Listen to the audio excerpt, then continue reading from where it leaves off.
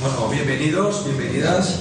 La Asociación Cultural Roberto de Pirata de Castudiales, Cantabria, tiene el orgullo de tener aquí con nosotros a Félix Rodrigo Mora, quien va a presentar el libro El sentido de la vida, de Félix Martí Ibáñez, una filosofía de combate para una época de crisis y por tanto de esperanza.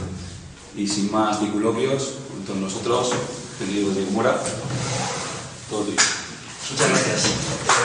El libro Bueno, la satisfacción mayor para mí es que este libro que estaba olvidado, que se publicó en 1937, nosotros lo recuperamos. Yo llegué hasta él de una manera casual, no sabía nada de su existencia y no sabía nada de su autor. Y lo encontré buscando en la Biblioteca Nacional de Madrid. Me sorprendió lo que decía por las características del contenido. Lo que hacemos mi amigo Carlos, Lucas y yo es situar un poco al personaje de la historia y explicar quién es Félix Martí Ibáñez. Ahora me doy cuenta que quizá teníamos que haber puesto más énfasis en la explicación de su filosofía. Esto es un libro de filosofía, un libro breve, y lo que nosotros encontramos, lo que yo encontré, es la edición que él hace en 1937 en Valencia, dirigida a la juventud de libertarios. Él era médico de profesión, había nacido por ahí, me parece que en Valencia o en Murcia, y curiosamente tenía dos características muy interesantes. Una era que además de ser médico era una persona muy preparada en cuestiones de filosofía. Y otra, que era una persona muy activa dentro de CNT hasta la pérdida de la guerra y tenerse que ir. Este libro no incluye nada de su compromiso político y social, sino solo de sus lecturas y reflexiones sobre filosofía. Pero en la introducción sí, porque esto él lo escribe en los años 20, por el año, me parece, 1926, y entonces se le ocurre hacer una reedición para la guerra civil. Entonces la introducción sí explica qué pensaba de las cosas, de la política. Es curioso que en el mundo, es significativo que en el mundo libertario anterior a la guerra civil hubo otro gran filósofo que es Federico Urales. Federico Urales tiene una... ¿Puedes acercarte más el micrófono? Sí. Igual aquí no es Sí. Federico Urales era otro gran filósofo. Bueno, ya sabéis, es el que hace la Revista Blanca, junto con su compañera Soledad Gustavo, y él tiene un libro olvidado, este también estaba olvidado, que es, más o menos el título es Historia de la Filosofía Española, en 2 tomos. Yo en una librería de viejo conseguí uno de los tomos. Es un estudio de filosofía que demuestra en Federico Urales un gran conocimiento de filosofía y muchas lecturas. Eso me sorprendió. Pero no he conseguido el tomo 2. Sería interesante publicarlo, aunque tiene muchos autores que hoy están olvidados, claro, porque es un libro del año 30 o 31. Pero ya esta preocupación por la filosofía explica la calidad de la revista. La Revista Blanca es un hito cultural, ¿no? Se publicó durante casi 30 años o más y dio un impulso enorme tanto al pensamiento creador como al movimiento revolucionario en los años anteriores a la guerra civil. No salió continuadamente, en algún momento se dejó de publicar por unos años, pero en conjunto es una gran obra que hoy debería de pensarse para hacer algo similar.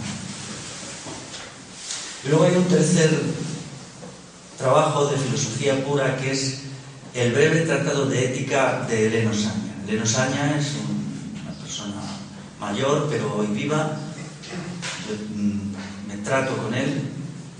Y este libro quizás es el mejor de los tres. El breve tratado de ética, que es un libro nuevo que se puede conseguir en la editorial Almuzara y que os recomiendo. Es un verdadero libro de filosofía de unas 300 páginas.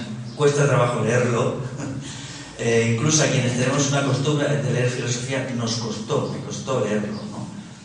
La filosofía hay que tomársela como filosofía, tiene que ser poquito a poquito, leer hoy 2 horas, mañana otras 2, no intentar ir más allá porque la cabeza se te carga. que en el mundo libertario, porque Eleno Saña también es un hombre que tiene una historia del movimiento libertario en la guerra civil.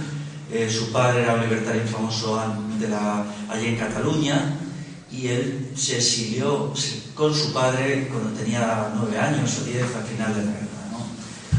Entonces, que haya 3 autores que hayan manifestado esta gran preocupación por la filosofía dice mucho a favor de lo que es este pensamiento.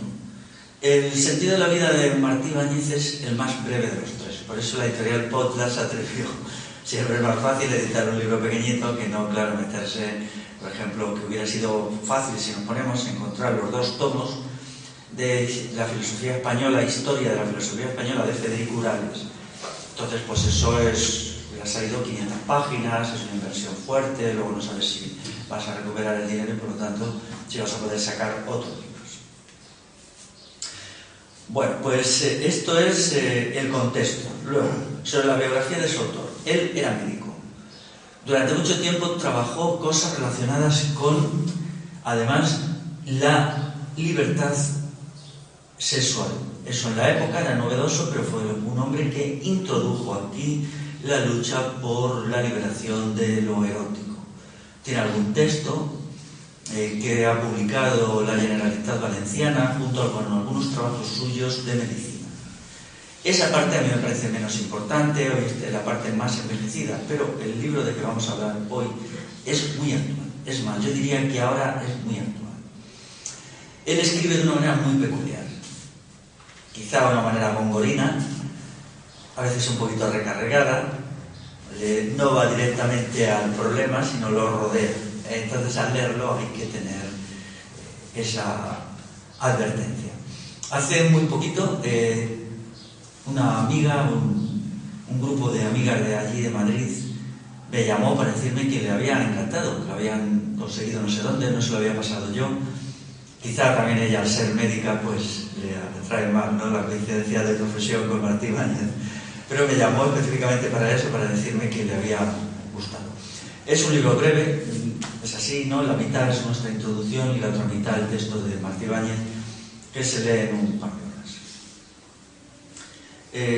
Él aquí en la Guerra Civil, pues asesora en cuestiones de medicina a CNT y luego en el 39 se exilia a Nueva York. En Nueva York vuelve a retomar sus trabajos como médico y llega a ocupar un cargo muy importante en la salud municipal de Nueva York. En ese periodo de su vida, por razones difíciles de conocer, él abandona sus compromisos políticos y sindicales. Nunca explicó por qué y muere en el año 1969. Que los abandone no quiere decir que renuncie a sus ideas, sino solo que se deja absorber por el trabajo en los hospitales de la ciudad estadounidense y no se conservan escritos suyos de esos 30 años más o menos. Él llega en el 39 y muere en el 60. Yo creo que él lo que tenía que haber hecho es seguir cultivando la filosofía. Hubiera podido hacer obras de mucho valor. También él conocía la filosofía hindú y la filosofía oriental en una época en que en Europa eso no era común. Es verdad que había habido algunos autores que en Alemania, como Max Scheler y tal, ellos sí habían leído filosofía hindú, incluso tienen algunos tratados comparativos de la filosofía occidental y la hindú. Pero aquí no era común, ni en otros muchos países europeos. Eso significa que era una persona muy erudita, con una gran disciplina y una capacidad de lecturas. Él creó la llamada Asociación de Idealistas Prácticos, y en realidad el libro va dirigido a explicar qué significa idealistas prácticos. Moviendo el libro por ahí me enteré que hay pues es una librería que también es restaurante y centro social en Granollers, en la provincia de Barcelona, que me dijeron que por allí se pasaba un señor de unos 90 años que había pertenecido a la Asociación de Idealistas Prácticos y que había conocido en persona a Martí Ibáñez. Entonces, pues parece que ahora presentaremos allí el libro, en Granollers, en este sitio, que se llama Anonyms, o sea, en castellano Anónimos.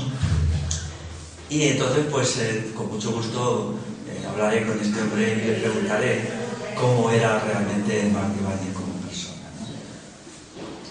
El libro tiene dos partes, que es explicar por qué hay que ser idealistas y luego hay que explicar por qué no hay que ser idealistas, para ser prácticos. No sé si entendéis. Él le añadió la expresión prácticos, ¿no? Él primero dice que el ideal es fundamental, pero luego, con toda la razón, complementa una explicación diciendo que ser idealista no vale, porque el idealismo en realidad es una falta de eficacia en la transformación de la realidad, incluso en la elaboración de la filosofía. Por eso le añade el término práctico, para que se refiere a su asociación de idealistas prácticos. Que sepa, no hay ningún libro que estudie la trayectoria y los orígenes de la asociación de idealistas prácticos, pero sería bueno. Sobre Martí sí hay cosas publicadas, a mí no me parecen demasiado buenas, y sobre todo no valoran esta obra, que es para mí la mejor, ¿no? Quiere decir que el libro El sentido de la vida es lo que se llama un tratado de filosofía existencial. La filosofía existencial es aquella que trata de los problemas de la existencia en tanto que seres humanos, no en tanto que sujetos políticos o miembros de una clase social, etc. Lo que pasa es que luego le da un giro. Los problemas existenciales tienen que ser tratados por todas las sociedades, ¿no? ¿Qué sentido tiene la vida en su dimensión última? ¿Qué es la vida, no? Quiere decir también que cuando estas grandes preguntas no son respondidas, se está dejando terreno abierto a que la respuesta sea de naturaleza religiosa. Es decir, las religiones han tenido siempre su fuerza en la aportación de argumentos sobre los grandes problemas de la existencia. Y en ese sentido, pues siempre han sido fuertes, muy fuertes, ¿no? Entonces él lo que hace, aunque él no se declara abiertamente antirreligioso, si en un momento dice que, claro, él no es creyente, como era de esperar, y que sí sería conveniente hacer reflexiones sobre los grandes problemas existenciales. Por ejemplo, él emplea expresiones muy curiosas, como es la independencia del espíritu. Esto es muy importante porque eso en la filosofía significa la libertad de conciencia, y entonces la libertad de conciencia se convierte en un hecho político. Por ejemplo, ahora la libertad de conciencia exige dos cosas, ¿no? Por una parte, leyes o normas que garanticen la libertad de conciencia, no digo leyes del Estado, sino normas de la sociedad, y en segundo lugar, destruir las estructuras de opresión, que es el capitalismo mediático y también los aparatos de adoctrinamiento del Estado. Pero él lo dice en una forma personal, la independencia del espíritu. Entonces hace un llamamiento a que cultivemos la capacidad de pensar por nosotras y nosotros mismos.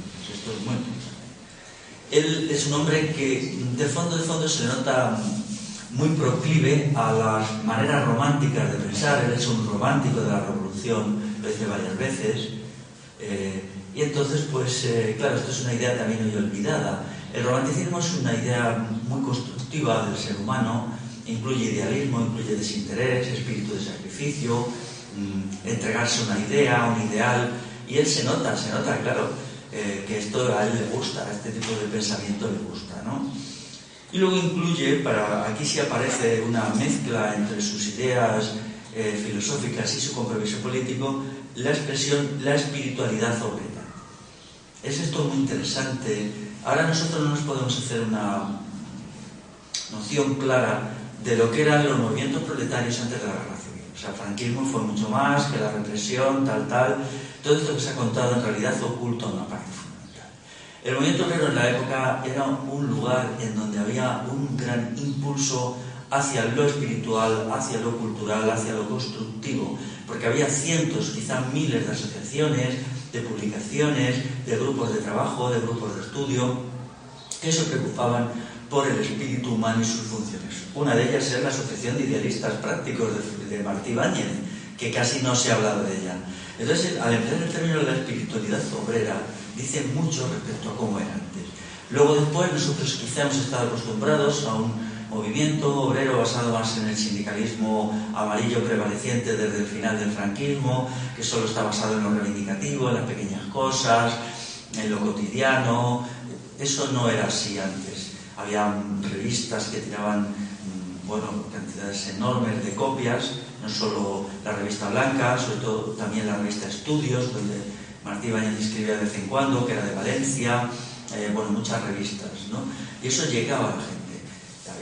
Eran semanarios, tenían muchos, se acercaban muchas de estas revistas a las 100.000 copias. Y entonces ellos habían creado de alguna manera un mundo propio del pensamiento, de la reflexión y de la filosofía que competía con el pensamiento burgués. Es decir, había una competencia. Y Martí Ibáñez lo demuestra. Él no es filósofo profesional, pero es un gran filósofo. Él no era profesor ni catedrático de filosofía.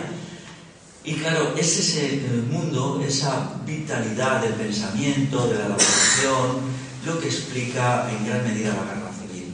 O sea, cuando las clases populares llevan su insurgencia a las cuestiones más fundamentales del pensamiento y de la creación, entonces la burguesía y el Estado no pueden absorberlas. Entonces no quedaba más remedio que la solución militar. O sea, los intentos que se hacen, por ejemplo, la filosofía de Ortega, que es una filosofía completamente atroz. Yo me parto de risa cuando me dicen que Ortega era liberal. Digo, sí, liberal fascista. Entonces Ortega era un hombre muy inteligente, pero él no penetra en el movimiento obrero. No penetra. ¿Por qué? Porque hay mucha fuerza, ¿no? Sus libros clave, La rebelión de las masas, España invertebrada, todo su europeísmo ultranacionario, no penetra porque el movimiento obrero tiene sus propios pensadores. Muy a menudo anónimos. Porque Martí Ibáñez hoy aparece en los libros como alguien que ha defendido la libertad sexual, que ha hecho cosas interesantes en el terreno de la medicina, estudios médicos y tal, pero no aparece como filósofo. Entonces hemos olvidado completamente esa faceta. Y yo quería, y mi amigo Carlos también, rescatarle como filósofo. Voy a leer una frase también de cuando él,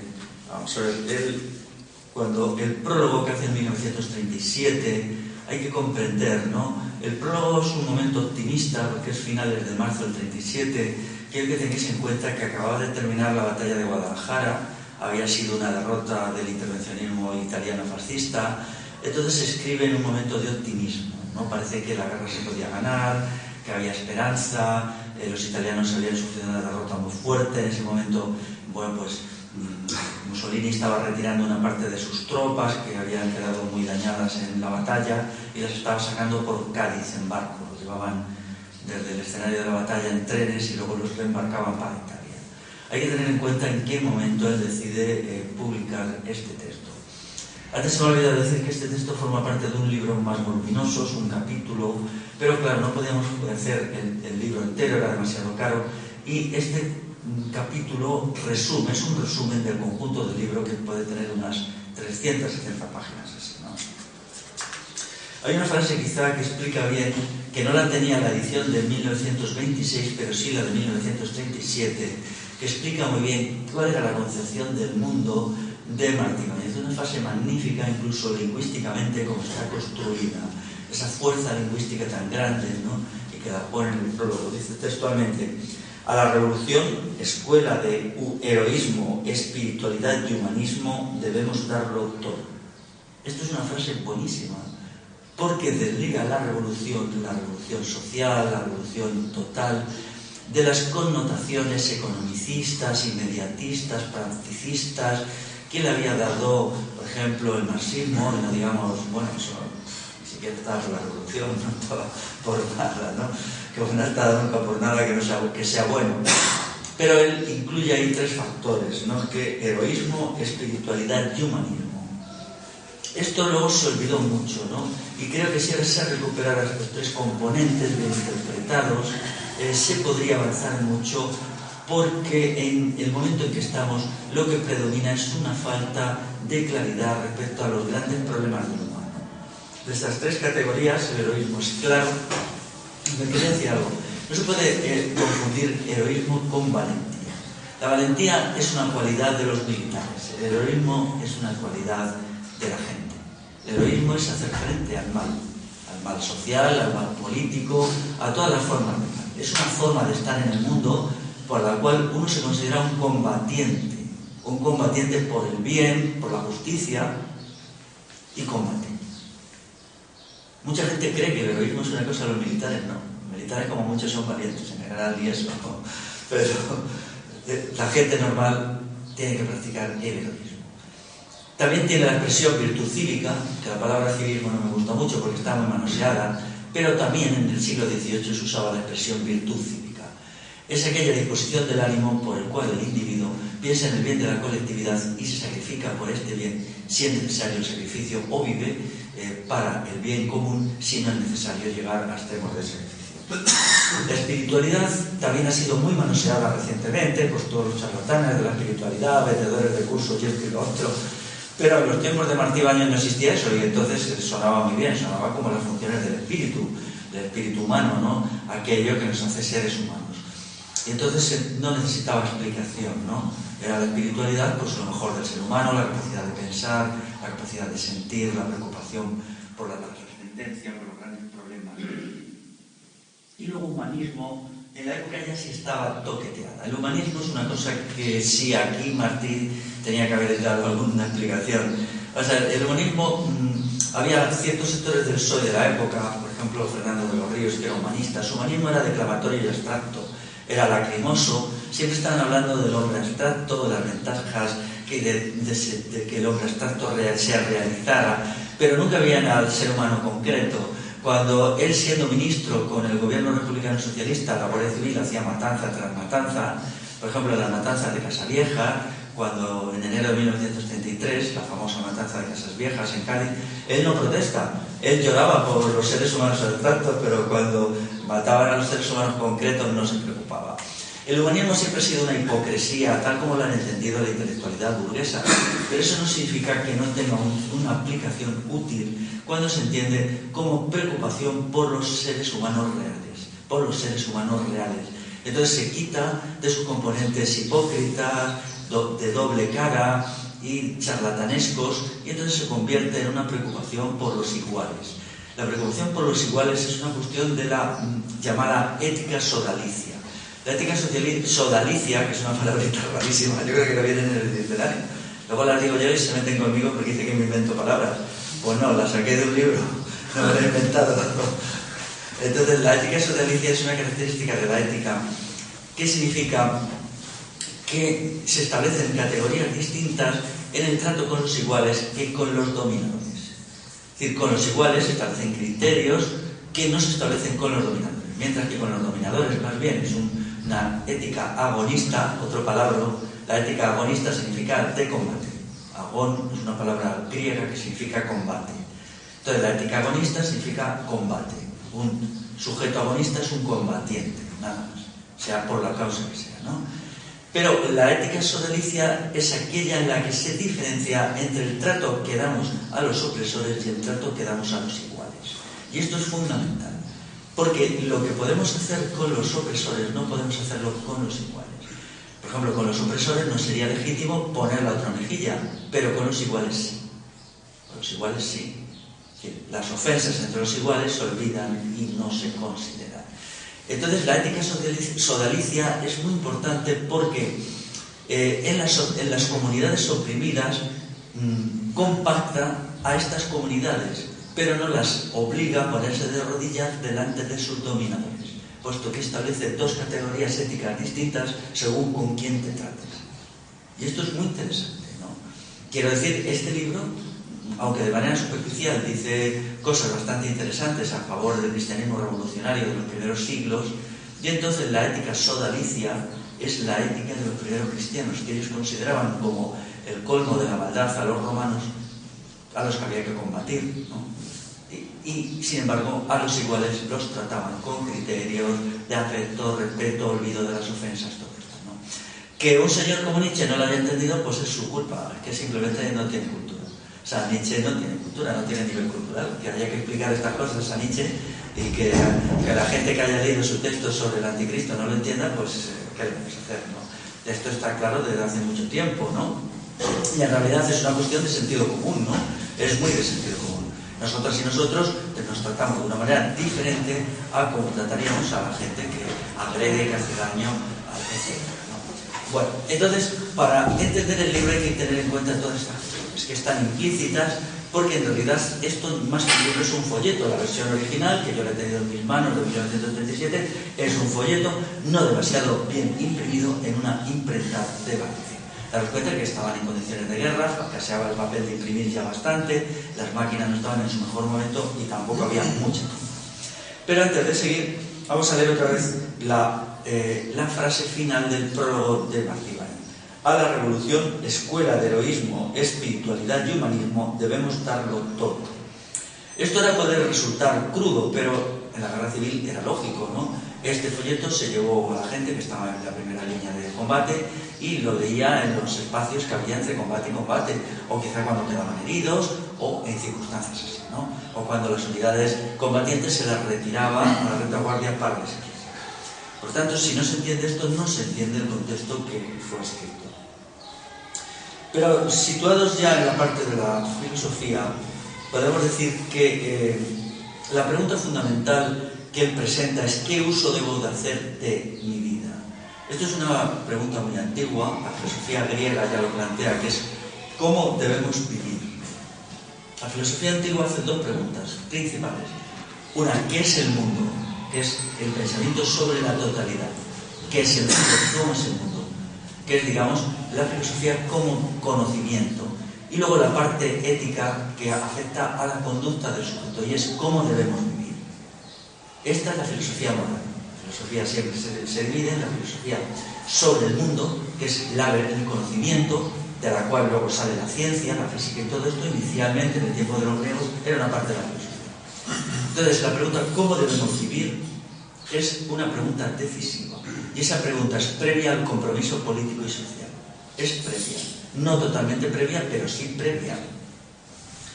Que la sociedad actual no se haga esa pregunta y no haya grandes debates sobre esa pregunta demuestra que vivimos una sociedad degradada y envilecida de manera superlativa. Porque cuando no nos hacemos la pregunta ¿cómo debemos vivir? O ¿qué uso debo hacer de mi vida? Que es la forma como lo escribe Martí.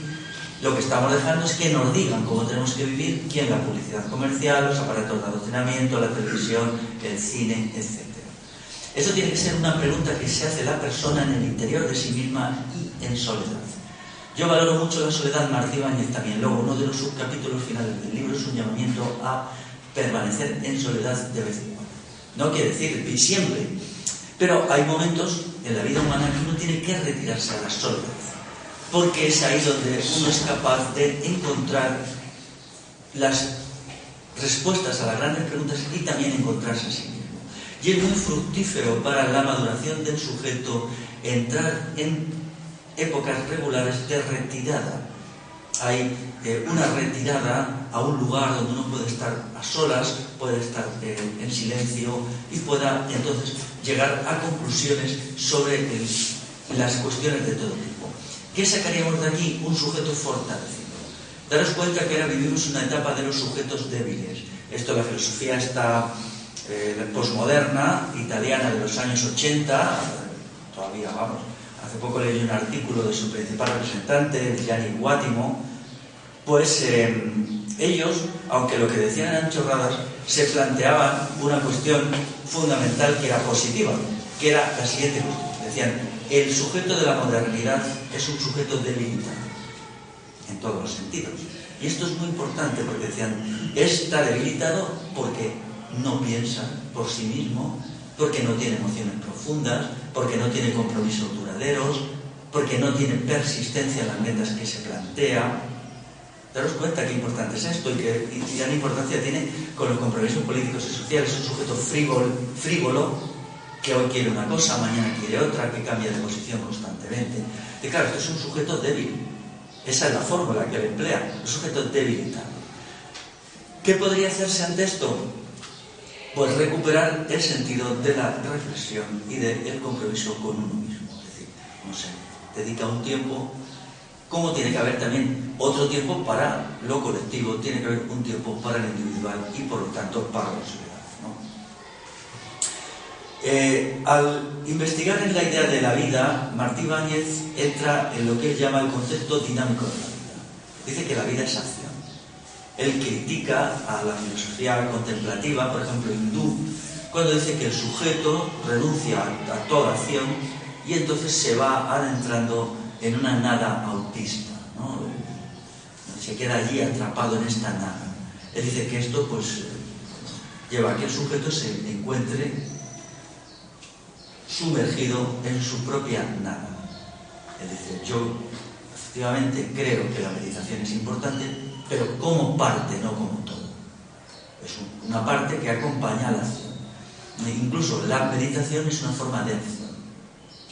¿Qué entendía Martí Ibáñez por meditación? Algo distinto de lo que hoy se entiende, por ejemplo, en los cursos de yoga. Se llama meditación a lo que no es meditación, que no estoy criticando el yoga, no. Es eso, solo estoy poniendo las cosas en su sitio. Lo que allí se llama meditación es una cesación del pensamiento para conseguir la serenidad de ánimo. Es como un corte que se hace para relajarse, es una técnica de relajación. Todos lo usamos, ¿no? Cuando de vez en cuando tienes la cabeza muy cargada por una preocupación, pues procuras cortar, ¿no? Y dejar la mente en blanco. Pero eso, la noción de meditación en castellano es sinónimo de pensar. Entonces, aunque yo eso le llamaría, a lo que ellos llaman meditación, en las técnicas orientalistas le llamarían solo relajamiento. Y entonces, la meditación es el acto de pensar. Es decir, uno se enfrenta a un problema, del tipo que sea, y entonces reflexiona sobre él. Entonces, esa reflexión es meditar. Eso es meditar, ¿no? Y ahora, las técnicas de relajación no son eso. Por lo tanto, hay que tener mucho cuidado que unas técnicas de relajación repetidas conviertan al sujeto en un ser irreflexivo. Eso sería muy malo, porque entonces estaríamos muy relajados, pero no tendríamos la cabeza vacía, ¿no? Y esto es un problema, claro, de las filosofías orientales que Martí Ibáñez les da de vez en cuando algún toque, ¿no? Luego, sin embargo, él plantea una cuestión, ¿no?, que es muy distinta de la filosofía oriental. La filosofía oriental, algunas de ellas, tienen más bien una huida del mundo. El mundo es causa del dolor y si nos apartamos del mundo dejamos de sufrir. Pero él se agarra a una noción que la toma de la Biblia, del libro de Job, que me lo dice, lo digo yo, porque es la frasecita que dice: la vida del hombre es un combate, ¿no? Y entonces él hila por ahí, ¿no? Incluso en latín, más o menos, el vita homini, la vida del hombre sobre la tierra es un combate, es una lucha, ¿no? Y eso es completamente cierto, ¿no? Incluso la gente que se aparta de todo compromiso, la vida está existencialmente vinculada a conflictos tremendos. Por ejemplo, la vida humana es un deslizarse hacia la muerte siempre está ahí, la idea de la muerte es un tormento, ¿no? A mí me acuerdo que me impresionó mucho cuando Adam Smith, este señor tan frío, que inventó todo el liberalismo económico, con la riqueza de las naciones y que le consideras incapaz de pensar en nada que no sea el dinero y tal. Luego leí un libro suyo y decía que el ser humano no puede ser feliz porque la idea de la muerte te impide ser. Porque la idea de la muerte te asalta constantemente y entonces vives en un perpetuo temor a la muerte. Esto, dicho por un señor como Adam Smith, mi consideración hacia él se elevó mucho, porque yo pensaba que él no tenía preocupaciones de este tipo, que lo único que le importaba era ganar dinero y cosas así, ¿no? Entonces ya le empecé a mirar de otra manera y dije, bueno, es un ser humano con todo, ¿no? Y luego leí otras cosas que le hacían un poquito más humano. Pero, por lo tanto, esta huida, este intento de no plantearse los grandes problemas, no es la filosofía que Félix Martí propone. Él propone entender la vida como un combate. Dice textualmente, vivir es luchar. Hay muchos tipos de lucha. Pero también hay una cosa que no desarrolla, que es lo siguiente: solo en la lucha podemos construirnos como sujetos de valía. Porque la lucha es lo que nos construye, mientras que la no lucha nos destruye, ¿no? El pensamiento, la capacidad reflexiva, se construye por el esfuerzo. Es un esfuerzo permanente. Todas las funciones y cualidades del sujeto se perfeccionan y afinan con el uso y el esfuerzo. Todas. Por ejemplo, la sensibilidad. La sensibilidad para captar la belleza de la naturaleza, la belleza de los cuerpos, la belleza de las personas, la belleza de los edificios, la belleza del mundo, exige un afinamiento de la sensibilidad.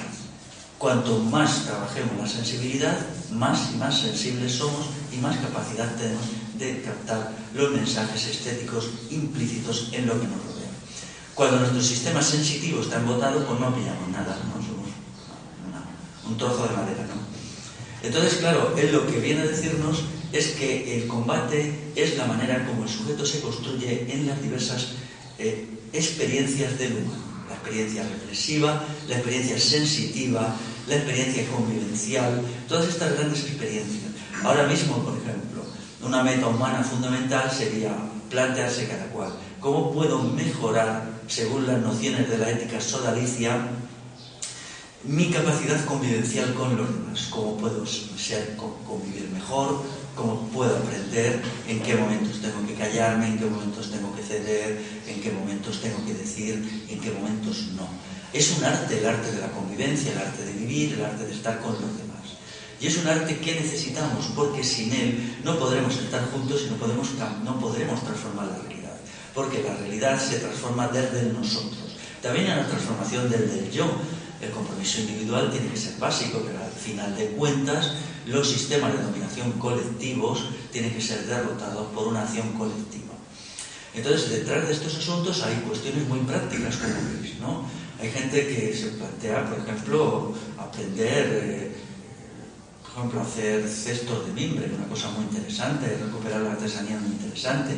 Pero también deberíamos marcarnos metas espirituales como serían la superación de las formas de egoísmo, de insocialidad, de descortesía, de falta de respeto a los demás y buscar esta lógica de la cortesía, del respeto, del afecto para construir de nuevo un sujeto colectivo que sea capaz de cumplir las grandes tareas de transformación de la sociedad pendientes en el siglo XXI.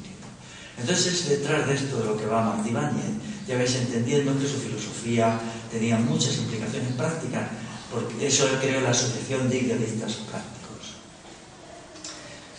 Dice, vivir es luchar y la lucha siempre es dolorosa. Bueno, yo aquí no estoy muy de acuerdo con Martí Ibáñez, no siempre la lucha es dolorosa, hay formas de esfuerzo que no son dolorosas, todos lo vemos, ¿no?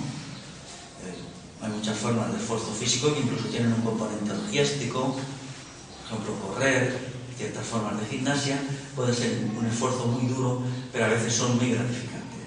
Ciertas formas también de esfuerzo en lo espiritual, también cuando se estudia algo, al principio puede ser duro, se lee un libro de filosofía, es duro, pero luego después cuando te vas metiendo, lo vas entendiendo, vas viendo que te sirve, que te mejora, ese esfuerzo es muy gratificante. Es muy gratificante, ¿no? La lucha por la verdad concreta y la búsqueda de la verdad hace que el esfuerzo intelectual, que no tenga nada que ver con las pedanterías académicas y todas estas bobadas, ¿no?, de oposiciones y todo esto, no, es solo el esfuerzo por entender las cosas como son, pues es muy gratificante. Pero es verdad que a veces la lucha es dolorosa, porque la lucha surgen conflictos, surgen choques, siempre luchar contra algo y ese algo te puede devolver el golpe, sea lo que sea, institución, lo otro, ¿no? Donde las dan, las tomas, dice el refrán castellano, ¿no? Y si tú le largas a alguien una andanada, pues ese alguien te puede largar a ti su andanada. Yo mismo, pues quiero decir que el otro día en Zaragoza, pues claro, allí en la de mis charlas, la del jueves, metieron una serie de gente a los que yo considero unos reaccionarios integrales, con los que ya había tenido un referrafe hace un año cuando estuve en Zaragoza, y yo esta vez ya, claro, iba preparado, ¿no? Y entonces, pues la verdad que hubo un intercambio bastante duro de, pues, primero de argumentos, luego ya epítetos, y finalmente, como suele suceder, pasamos a las acusaciones mutuas, ¿no?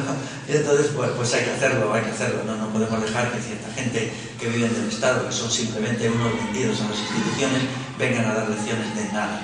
Entonces yo tenía la obligación de enfrentarme.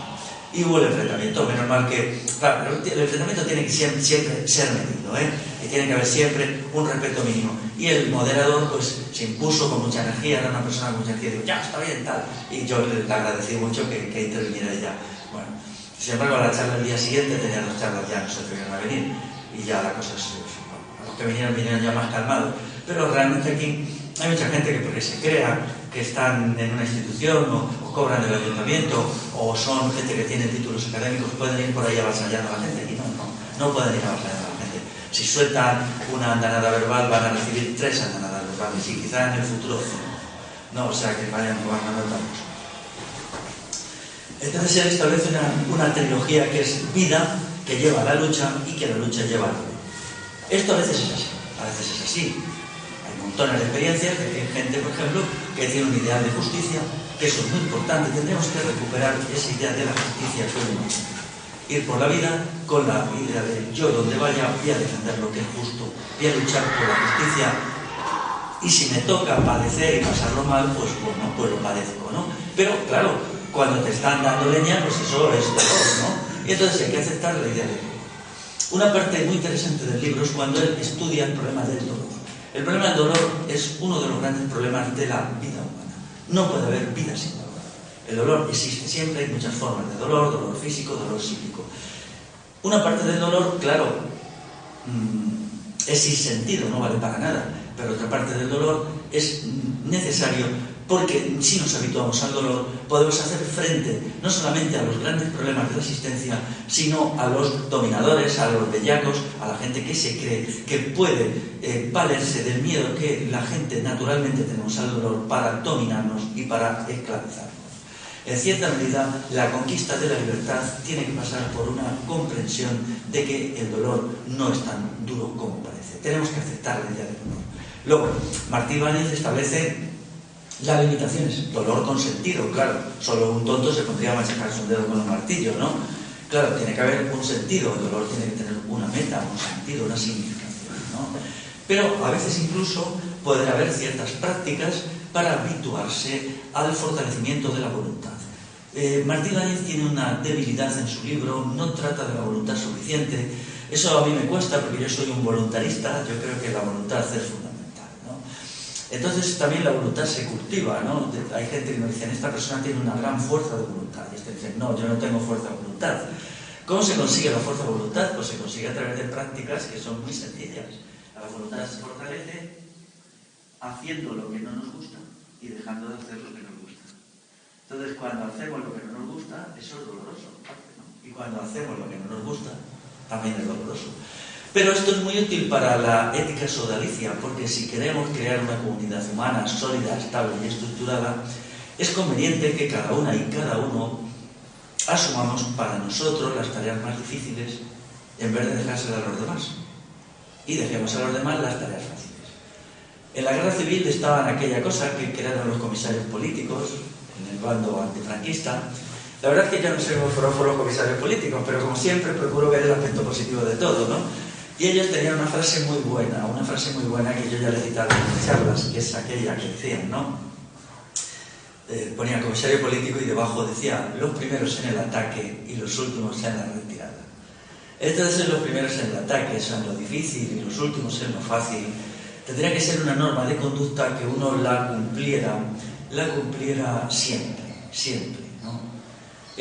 Todas estas normas no son nada nuevo. Ahora recuerdo, si vosotros leéis el Quijote con un sentido, como hace Martí Ibáñez, encontraréis todo esto, ¿no? Los ideales de la caballería que Don Quijote defiende son muchas normas éticas cuyo origen se pierde en la noche de los tiempos y que en definitiva son formas sustantivas para ir por la vida.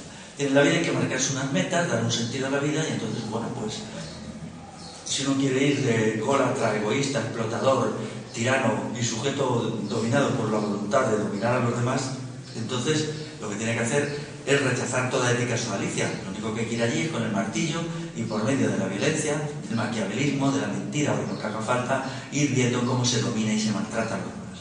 Eso es la ideología hoy dominante, ¿no? Además, eso crea un conflicto, una sociedad caotizada por el conflicto interpersonal. Estamos llegando a los límites máximos del conflicto entre las personas que una sociedad puede admitir sin irse a hacer guerras. Estamos ya al límite.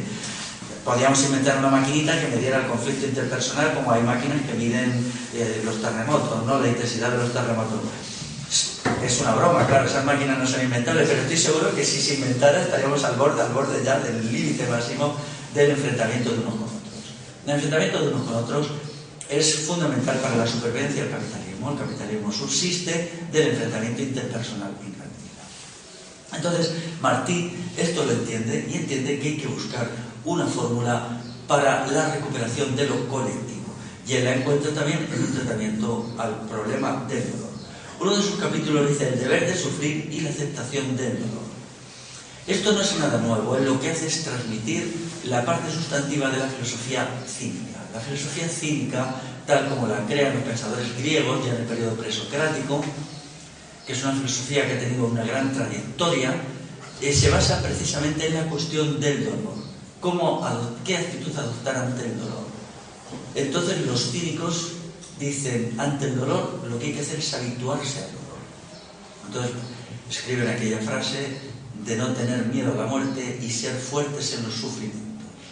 Entonces ellos hacían prácticas de habituación. Se dice que Diógenes de Sinope, por ejemplo, cuando nevaba, él se descalzaba y andaba descalzo por la nieve para habituarse al dolor. Ya sabéis que la nieve duele, ¿no? Cuando tienes mucho tiempo metido una mano en la nieve te duele muchísimo. Luego se te pasa, pero al principio te duele. Y ellos, claro, consideraban que el heroísmo era la disposición básica de la existencia, por eso tenían como héroe a Hércules, porque eran los 12 trabajos de Hércules, eran los 12 actos heroicos que todo ser humano tenía que imitar en su existencia. Entonces el héroe cínico era aquel que adoptaba una actitud combatiente perpetua. La filosofía cínica yo la admiro mucho, pero tiene un pequeño defecto, que no cultiva al ser humano en su totalidad, no considera las funciones del entendimiento. El héroe cínico podía ser un gran combatiente, una persona muy esforzada. Se dicen que ellos eran los que combatían a los tiranos en Grecia, y cuando los tiranos les torturaban, ellos les escupían en la cara, porque estaban habituados al dolor y aceptaban el dolor. Y esto es verdad. El mismo Diógenes tiene un libro sobre política que se llama Politeia, que se ha perdido, pero muy probablemente él diseña en ese libro, por algunos detalles, que han llegado una sociedad sin Estado y una sociedad sin propiedad privada, compartiéndolo todo. Estos libros tienden a perderse, claro, es decir, el proceso de la historia luego no nos ha llegado. Solo son autores que dicen, Diógenes escribió un libro que se llama Politeia, pero ese libro no nos ha llegado. Él dice otra cosa muy importante para hoy, que dice, no hay creación sin dolor. Esto es de una importancia enorme, porque el acto creador en todas sus formas es un acto de dolor. La creación intelectual es dolorosa, el esfuerzo estético es doloroso, y todo lo que tiene valor en la vida tiene un componente de dolor. Pero es muy distinto hacer una tragedia del dolor o aceptarlo como parte del paisaje. Yo puedo deciros que cuando se acepta el asunto como una parte de la vida, la cuestión del dolor baja mucho. Ahora mismo toda la filosofía huida del dolor. Él se ríe, dice, vivimos en la sociedad de la aspirina. Claro, en aquella época lo que más se había llegado, no había todos los calmantes de ahora. Dice, la sociedad de la aspirina es todo lo más que podemos comer al médico además. Dice, entonces, pues los seres humanos de hoy están aterrorizados por el dolor y están todo el día tomando aspirina. Bueno, ya sabéis que encima las aspirinas son malas, producen hemorragias intestinales bastante gordas y todo. Y él dice, no hay que hacer eso, simplemente lo que hay que hacer es habituarse a que el dolor forma parte de la vida y aceptar eso como un componente de la vida. Claro, forma parte de la vida el dolor y forma parte también el no dolor, ¿no? También el placer es una parte de la vida, pero nosotros tenemos que considerar qué dosis de cada cosa vamos a integrar en nuestra existencia para que sea completa o integral u holística, que es la palabrita esta rara que nos han sacado. Holístico significa solo total, integral. Pero claro, como él estaba muy comprometido en luchas sociales y luchas políticas, es lógico que considerara que había que hacer una aceptación del dolor que tuviera mucha importancia. Porque claro, la policía les detenía, les torturaba, les pegaba, a veces les mataba. Y era muy bueno que la idea del dolor estuviera asumida. Él hace una crítica del hedonismo que es interesante, porque la crítica del hedonismo no se trata de la renuncia a ciertos placeres inocentes.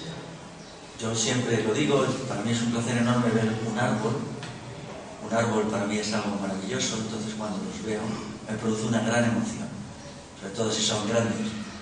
Pero otra cosa muy distinta es vivir la vida con la búsqueda del placer.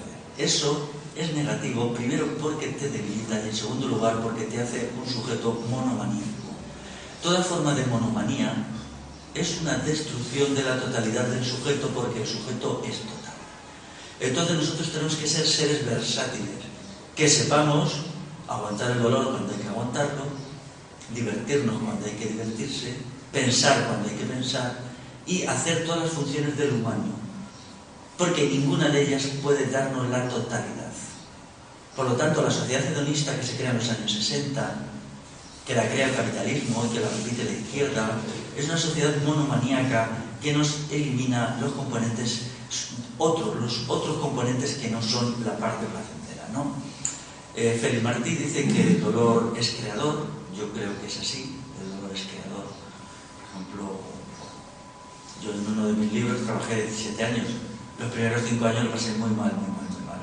O sea, yo estaba en una situación de gran colapso de ideas, de ideales, de reflexiones, y entonces era muy mal, se sufre mucho. Luego ya lo vas superando. Ya solo es un recuerdo, ¿no?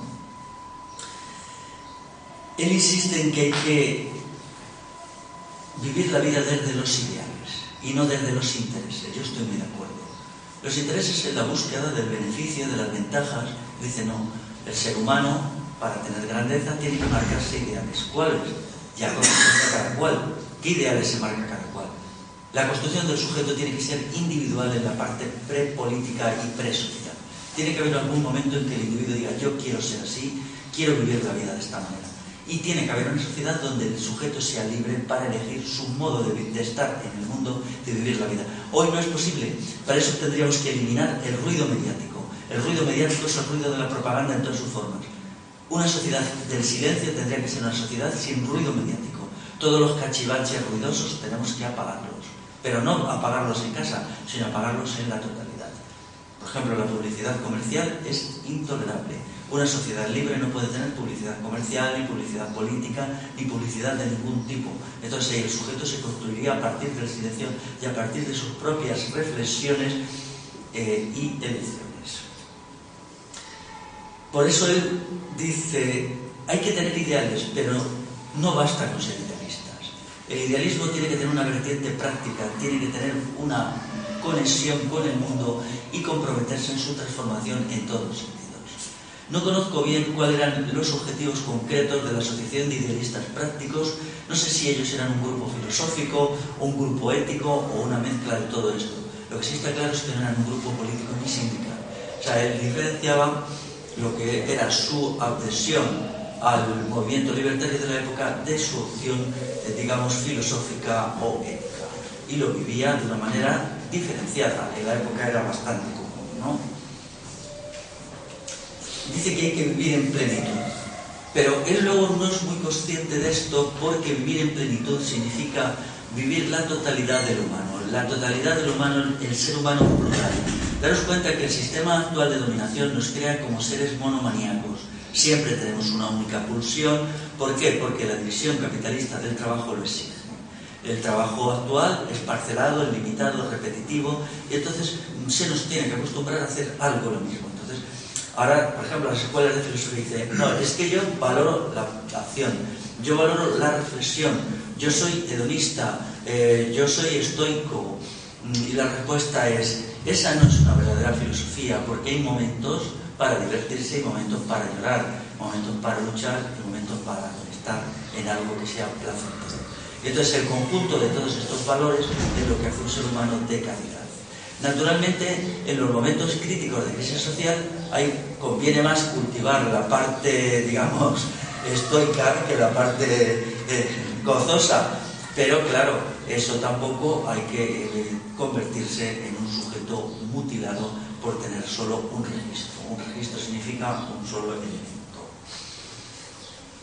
Otra de las características interesantes de Martí es, él hace una valoración positiva del cristianismo, del primer cristianismo, no confundir con Iglesia Católica.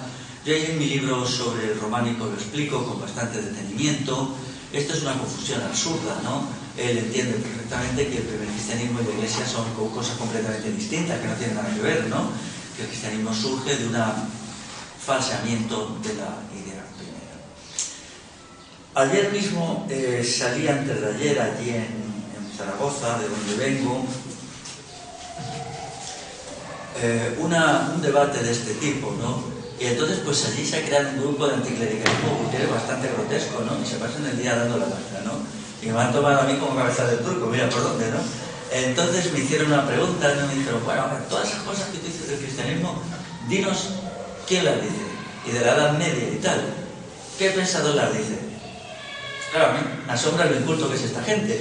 Digo, pues no voy a citar ningún pensador raro que vosotros no conozcáis, porque si me pongo exquisito, os quedáis. Digo, voy a citaros simplemente a alguien tan conocido como Kropotkin. Kropotkin, el ideólogo anarquista, en su libro La conquista del pan, que no es un libro raro porque todos los años hacen ediciones, dice que él está muy de acuerdo con los municipios libres de los siglos X, XI y XII, porque en ellos se practicaba la producción en común y el consumo en común.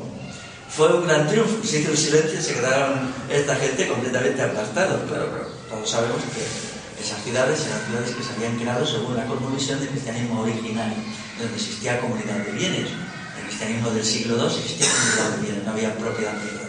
Todo era común, hasta la ropa era común. La gente no tenía ropa propia en las fraternidades cristianas. Bueno, pues entonces y entonces Martí Ibáñez, como tantos otros estudiosos, ¿no?, del mundo libertario aquí, por ejemplo, también tiene un gran aprecio por el cristianismo. Por ejemplo, Diego Abad de Santillán es un hombre muy dado a esto. Y también Federico Urales, por ejemplo, en su libro Los municipios libres, él hace una valoración muy positiva de los foros municipales de los siglos, me parece que dice, XII y XIII. Es verdad que antes de la Guerra Civil lo que se sabía de los foros municipales era un poco confuso, ¿no? No tiene importancia, también lo sabía en el XI, incluso alguno en el X, aunque los del X del siglo.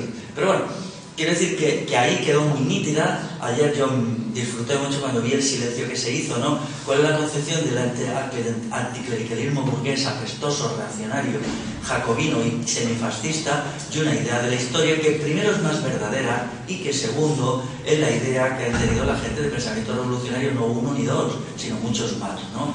Yo una vez me entretuve en hacer una lista de toda la gente radical que valora el cristianismo primero como una gran aportación, pero la lista la escribí en un folio y se me perdió. Entonces, un trabajo de una semana no consigo encontrarlo y se me han olvidado porque ya metía muchos autores pequeños. Pero bueno, también, por ejemplo, una valoración entusiasta del primer cristianismo la hace ni más ni menos que Federico Engels, el colega de Karl Marx.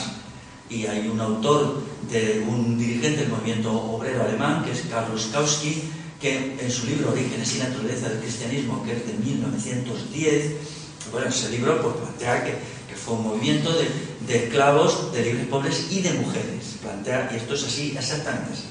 Aunque luego Kautsky en su análisis desbarra en cosas parciales, pero en lo esencial está aceptado. Bueno, esto es muy importante, porque si nosotros queremos transformar la sociedad, tenemos que recoger todo lo positivo del pasado, todo lo positivo, y no lo negativo. Entonces, todas aquellas cuestiones que sean positivas, porque tenemos que contestar a la pregunta de quiénes fuimos, qué somos y qué queremos ser.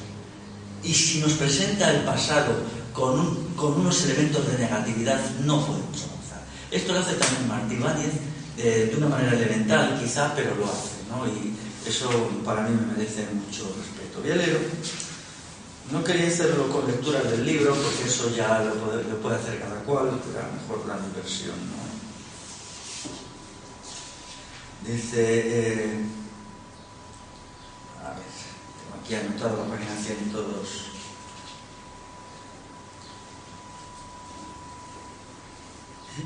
Bueno, no encuentro la frase que quería leer, pero él lo que insiste es, luego sí leeré algunas frases del prólogo. Aquí. Él, por ejemplo, cita a Heráclito y dice, la lucha es la madre de todo. Y esto es verdad, ¿no? Porque una vida sin conflicto no es pensable. La condición humana es contradictoria. En ese sentido, Eleno Saña, en el libro que os he citado antes, El sentido de la vida, ha hecho una gran contribución al pensamiento filosófico. Ese libro tiene un capítulo en donde desmonta, quizás esto le pueda sonar fuerte a alguien, las utopías sociales, diciendo que nunca va a haber una utopía, porque nunca puede haber una condición humana que niegue sus elementos negativos y sus contradicciones internas. Y mientras hay contradicciones, hay tensión y tiene que haber lucha para resolverlas, y por lo tanto no puede haber una sociedad utópica. Puede haber sociedades muy buenas, y esperemos que las haya, pero nunca sociedades perfectas. Siempre tiene que haber un punto de conflicto y tensión.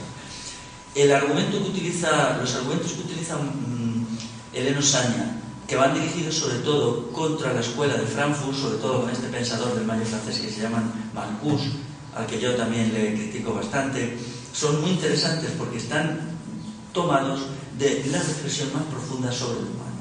Y entonces esta pérdida de la reflexión del humano es, por ejemplo, lo que ha convertido a la filosofía actual en una tontería.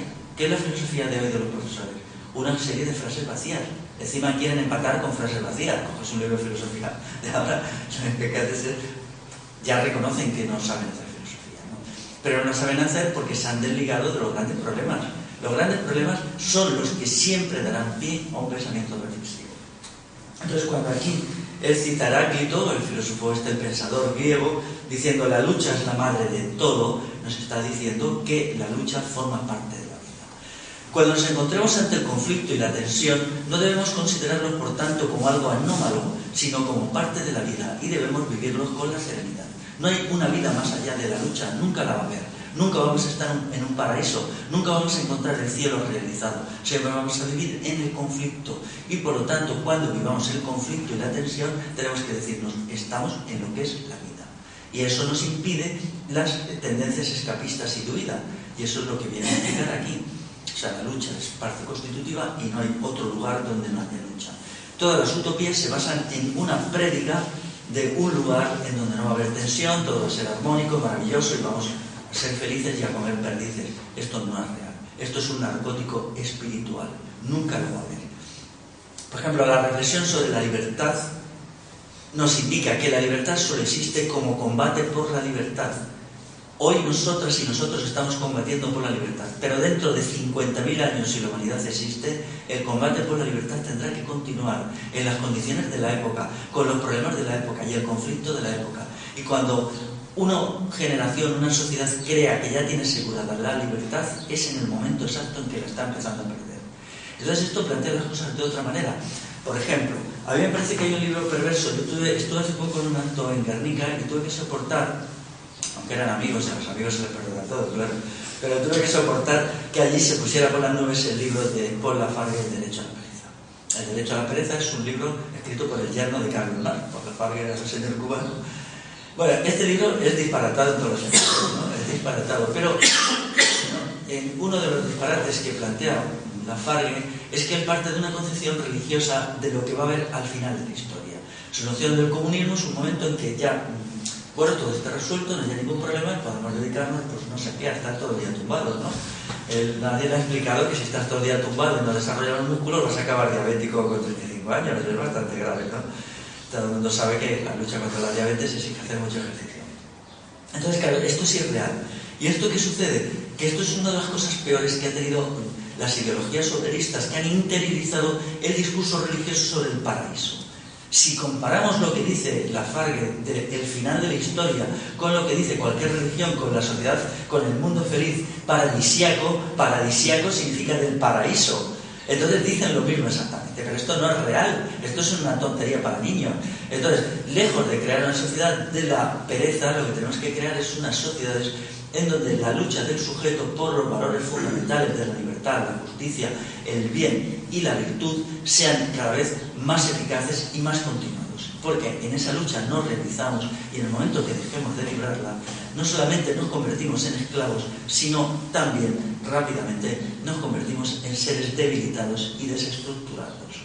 Por lo tanto, aquí hay un conflicto. Yo me veía allí en las asambleas que se estaban haciendo la apología de este libro y de otro libro que han escrito en el País Vasco, por las nubes.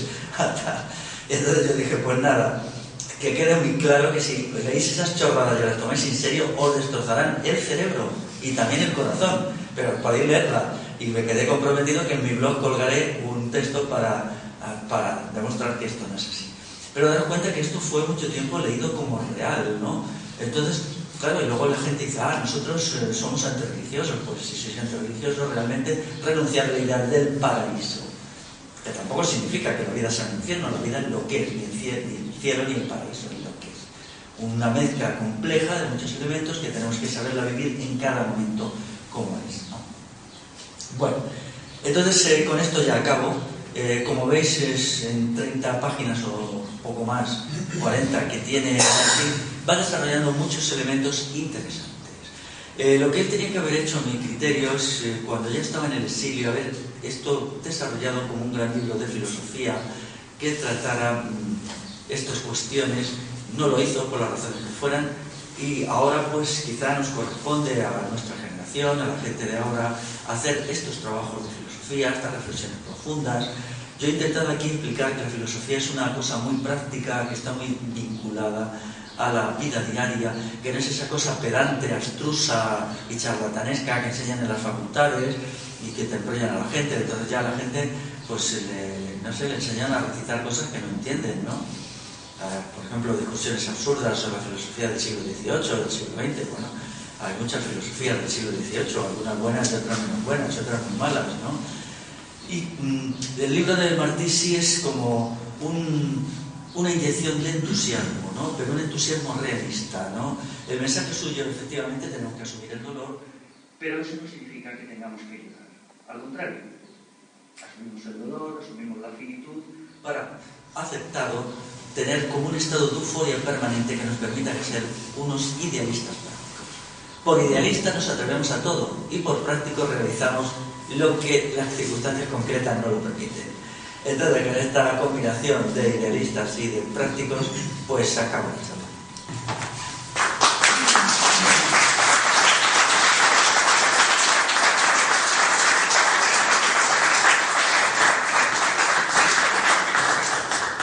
¿Alguien tiene alguna pregunta que hacer y tal? Hacemos aquí un debate, charla, coloquio.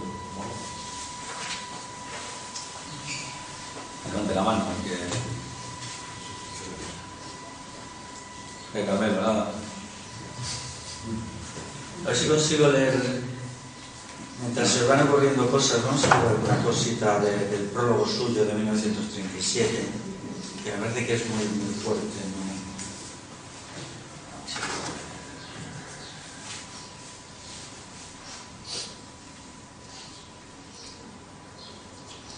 Dice: los idealistas, los románticos de la libertad, hemos de luchar por elevar y dignificar el contorno de la revolución, rellenándola de realizaciones culturales, de motivos de excelsa espiritualidad. ¿Te das cuenta esta frase, lo buena que es? ¿No? Es decir, él no acude a la exaltación del ardor combatiente, diciéndole, pues cuando ganemos al franquismo vais a poder consumir tanto cuanto, vais a tener casas de 400 metros cuadrados. No, él no les dice eso, y eso demuestra la grandeza del personaje, ¿no? Él les dice que lo que se va a lograr es precisamente realizar lo humano en sus componentes sustanciales, en los componentes de excelsa espiritualidad. Dice: peleasteis ayer en el palenque cultural, hacedlo hoy en todos los terrenos. El fusil, la pala, la pluma son instrumentos nobles de superación individual cuando se empuñan por una noble causa. Actuad. Este es un discurso de la juventud libertaria, es que él lo leyó. O sea, esto él lo leyó. Es muy breve, la lectura completa es muy breve, no lo voy a leer entero, pero quiero decirte que... ¿no? Dice: pasarán barridos por el huracán de los años nuestras menudas pasiones y egoísmos. Solamente restará en pie, desafiando el tiempo, la realidad de la abnegación, del bien, del servicio desinteresado a nuestros hermanos de humanidad. Llegó el momento de vivir los ideales. Luego se meten conmigo porque digo cosas como estas, ¿no? Como si las hubiera inventado yo. El otro día allí salió y me dice: que tú lo que dices no es nuevo. Digo que yo no tengo ninguna pretensión de originalidad. Yo lo que pretendo es recuperar. Te estoy diciendo constantemente la recuperación de lo humano, la recuperación de los valores. ¿Qué significa recuperar? Atraer algo que existió y se ha perdido, porque el sistema de dominación y el capitalismo nos ha privado de ello, para convertirnos en seres deshumanizados. Entonces, claro, esto está escrito en 1937, por una persona que tenía un compromiso inequívoco, político y sindical inequívoco.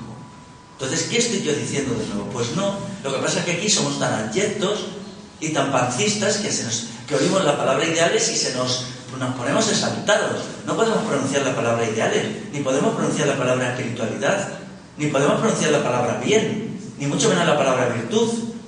Tienes que explicarle a los incultos de turno que la palabra virtud es una palabra de significación militar. Los romanos la utilizaban para las legiones. La virtud era la capacidad de partirle la cabeza a la gente que se te ponía por delante con la espada.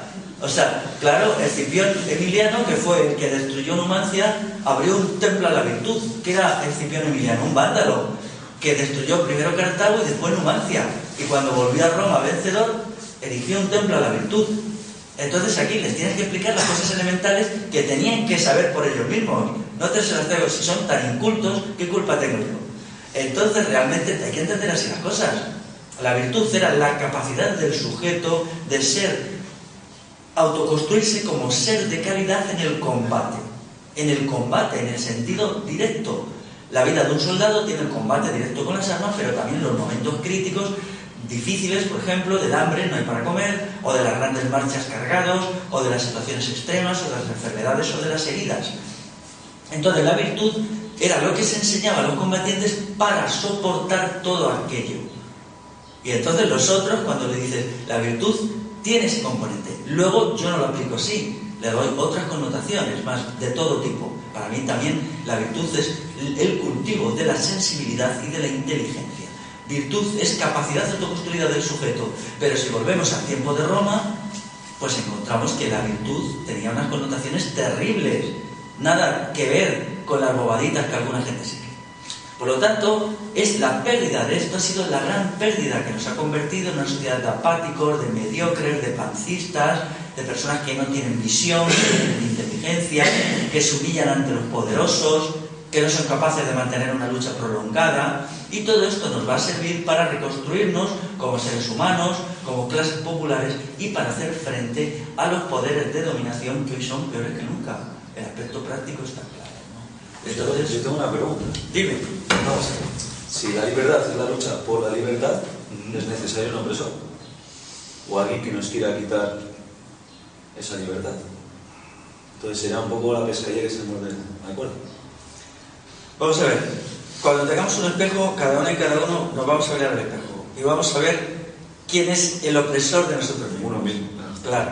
Vamos a ver. Había una versión muy antigua que decían, los esclavos son verdugos de sí mismos. Cuando el sujeto, por la pérdida completa de la libertad en el mundo de los griegos, había llegado a tal grado de abyección que ya odiaba la libertad y se contentaba con ser un esclavo, algunos autores decían, es un verdugo de sí mismo, ¿no? Ahora lo vemos, ¿no? Cuánta gente hoy, en la sociedad actual, en las fábricas, en las empresas, son unos pelotas, son unos viles, son unos verdugos de sí mismos, ¿no?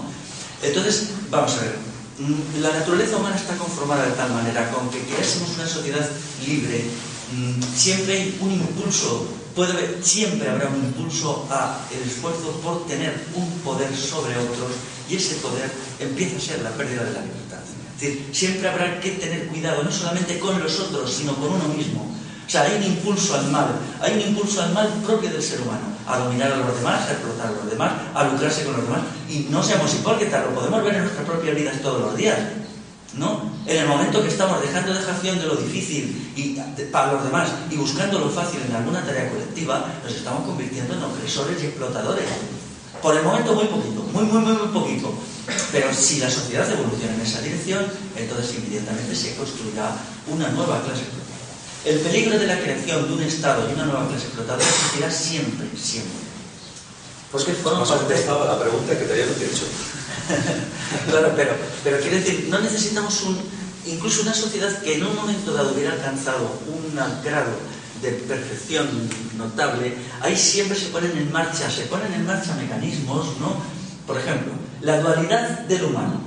La inteligencia puede ser usada, y es usada muchas veces, para denunciar a los dominadores y a los opresores, y eso es así. Pero también puede ser usada para dominar a la gente que es menos inteligente.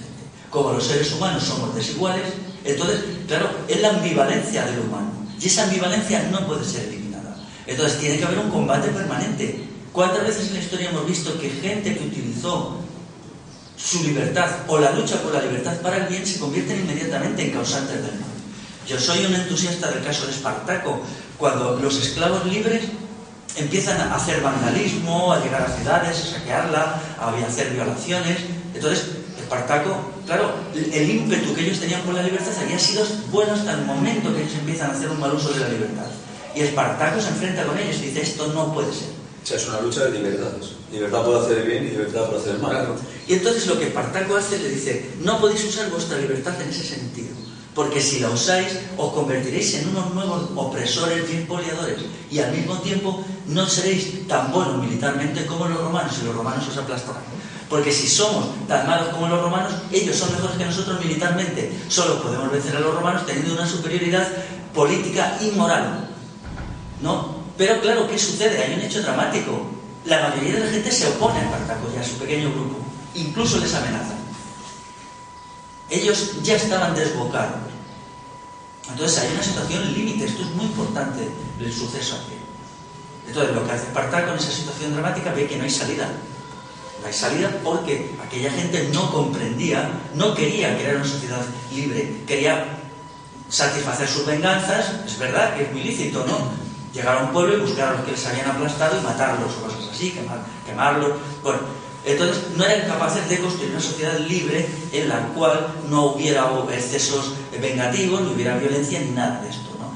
Entonces, en ese momento lo que Espartaco hace es, bueno, pues solamente queda una salida digna. Vamos a librar una batalla con los romanos que no podemos ganar porque nos hemos degradado y encima no tenemos el entrenamiento militar de las legiones. Entonces, en la última batalla, en donde les matan, ¿no? Otra salida ha sido el suicidio, pero bueno, Espartaco dijo, qué bien nos da, ¿no? Mejor morimos en la batalla y matamos todos los romanos que podamos de paso, ¿no? Porque si nos suicidamos, que no tiene sentido, ¿no? Pero estos episodios históricos que tienen un gran dramatismo, porque la película de Hollywood no cuenta nada de esto, ¿no? No lo cuenta, no cuenta el conflicto que hay dentro de los esclavos, ¿no? Entonces, eso explica que la creación de una sociedad libre solo puede lograrse con el combate permanente por la libertad. Cuando se haya hecho un logro tenemos que estar atentos, porque de ese logro puede venir el mal. Y siempre hay una ambivalencia. Todos nuestros actos son ambivalentes.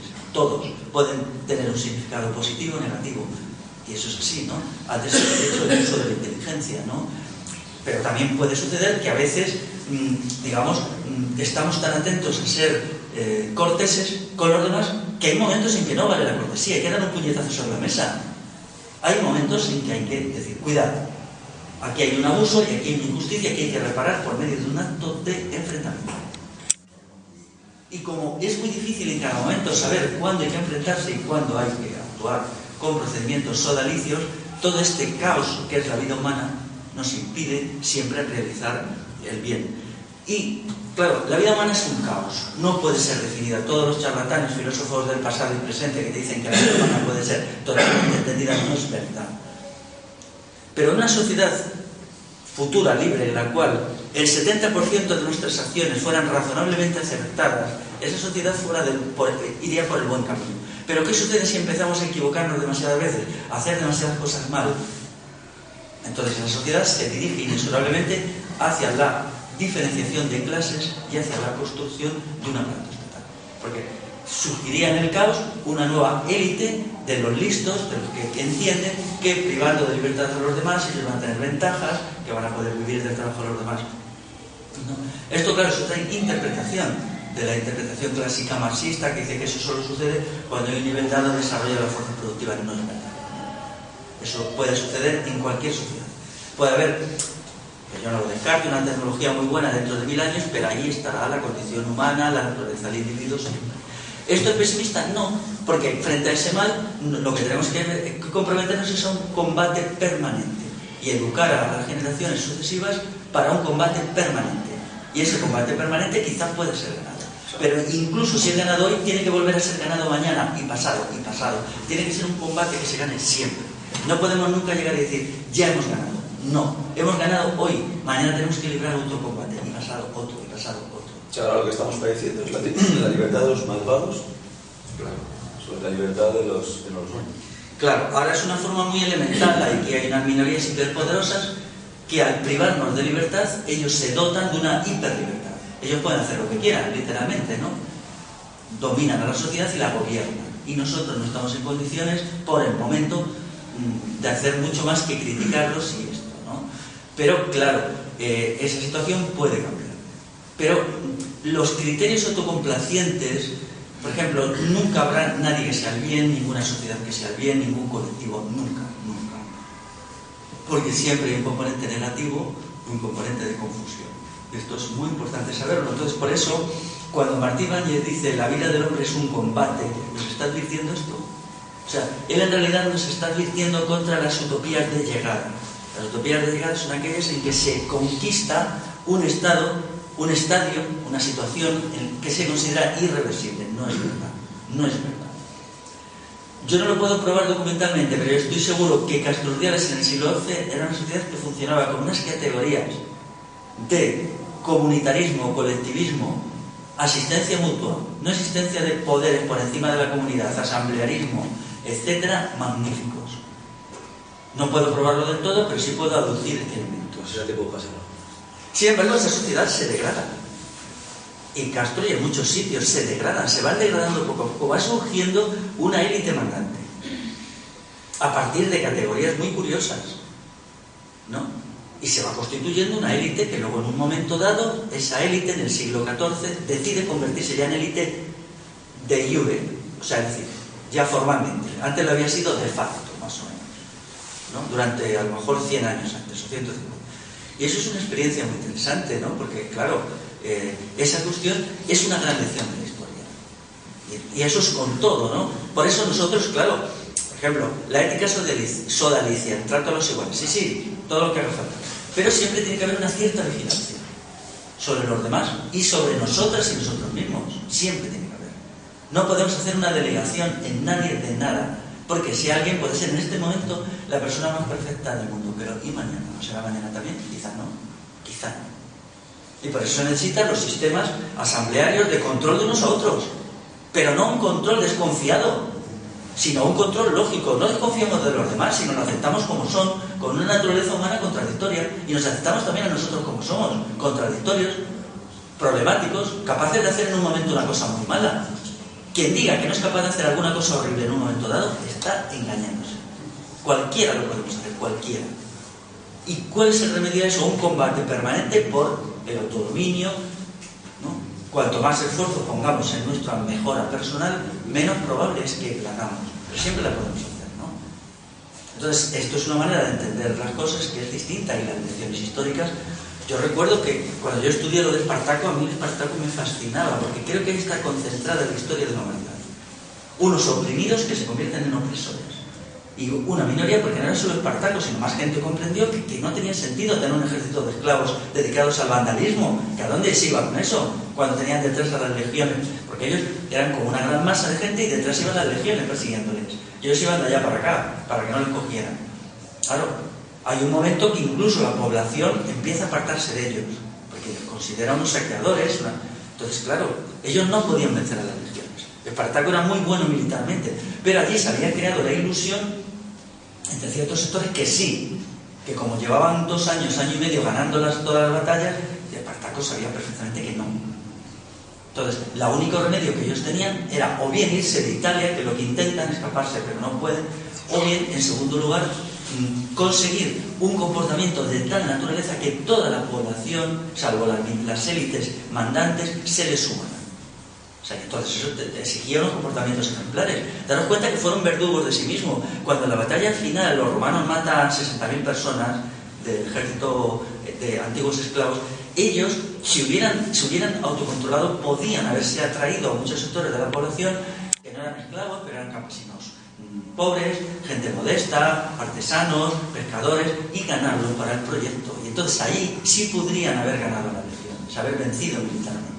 Pero los otros estaban enloquecidos por la victoria. La victoria enloquece, estaban borrachos de los éxitos locales. Y no quisieron escuchar al sobrio realismo de la minoría que sí veía. Aquí hay un fallo de la inteligencia. La inteligencia es fundamental. Y por eso lo digo, porque hay gente que se confunde con mi criterio. Vamos a ver, la filosofía cínica no es correcta, porque no considera la función del entendimiento. Para la victoria no se necesita solamente la dureza y la capacidad de sufrir, eso por supuesto, pero se necesita también la inteligencia. Sin un buen proyecto estratégico y una comprensión realista de las condiciones, no se puede vencer. Y eso aparece claramente en el caso de Espartaco. Luego, tenemos que construirnos como seres totales. Un ratito la inteligencia y otro ratito las demás funciones del sujeto. ¿Conoces el libro El hombre en busca de sentido, de Viktor Frankl? No. Nunca te he oído, en los podcasts que he escuchado ya tuyos, nunca te he oído mencionar, y me extraña precisamente con este libro que todo lo que has dicho es que me parece totalmente paralelo, y fue escrito, pero creo que es un hombre que estuvo, un psiquiatra judío que estuvo en 3 años en campos de concentración nazis, Ya llevaba un libro escrito que lo pierde los primeros días que entra en los campos de concentración. Sale vivo después de 3 años y escribe este libro que está reeditándose constantemente, es muy famoso. Y también crea una escuela psicoterapéutica que se llama logoterapia, que está basada en el sentido de la vida de cada uno de nosotros. Y se me hace raro que no lo hayas comentado y que no lo comentas, porque creo que es totalmente paralelo a todo lo que has dicho sobre el libro de... ¿Puedes repetir el nombre del autor para buscarlo? Sí, se llama Víctor con K. Víctor, Como Víctor, pero sí. Víctor Frank, F-R-A-L, Frank. 2 N's o una. Una, vale. Frank. El hombre busca el sentido, ¿no? El hombre busca el sentido.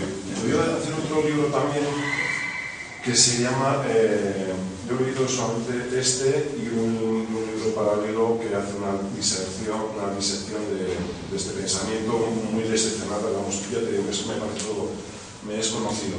Y es el hombre no condicionado, ¿no? Ahora, con toda esta tendencia que tenemos, que yo he padecido, curiosamente, de las terapias y toda la budeización que está entrando en esta sociedad de una forma tremenda, estas terapias regresivas basadas en el psicoanálisis, que ni ellos saben las constelaciones familiares y todo este tipo de regresiones, emociones, lo que has dicho de vendedores de cursos. Ahí estuve en una presentación de un curso en Burgos, precisamente.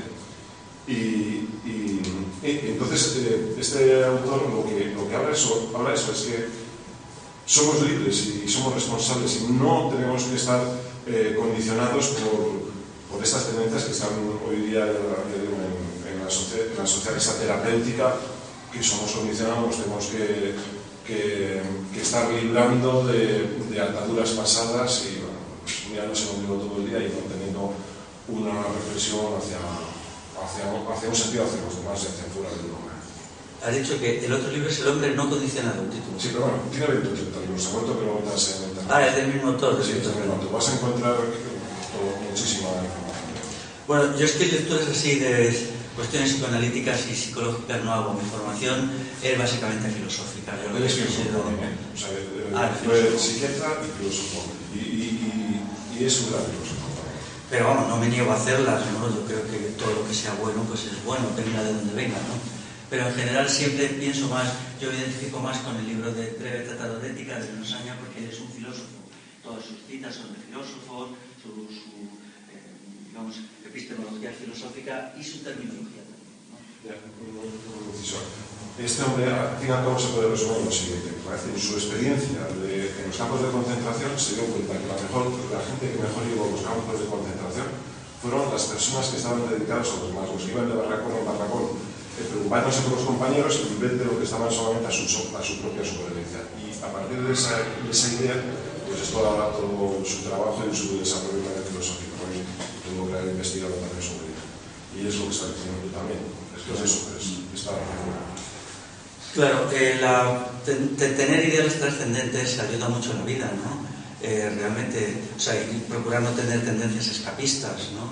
Es decir, el egoísmo es un fenómeno muy destructivo, ¿no? El egoísmo, en gran medida, es una forma disfuncional de vivir la vida. Te puede servir en determinados momentos para aplastar a los demás o para engañar, pero en situaciones límites suele tener efectos bastante negativos, ¿no? Porque te deja desprovisto de la conciencia de que estás haciendo algo importante. No, al fin y al cabo, vivir para uno mismo no tiene la importancia que tiene servir a algún gran ideal. Entonces, vivir para uno mismo es una forma limitada de vivir y eso se pone de manifiesto en todo, incluso en cuando uno atiende a sus propias necesidades, que hay un componente legítimo, claro, en una búsqueda del bien particular que es legítimo. Tenemos que comer, tenemos que tener los elementos básicos de supervivencia todos los días. Lo importante ahora con todas estas filosofías es convertirlas en un elemento de enfrentamiento con los sistemas filosóficos e ideológicos actuales, ¿no?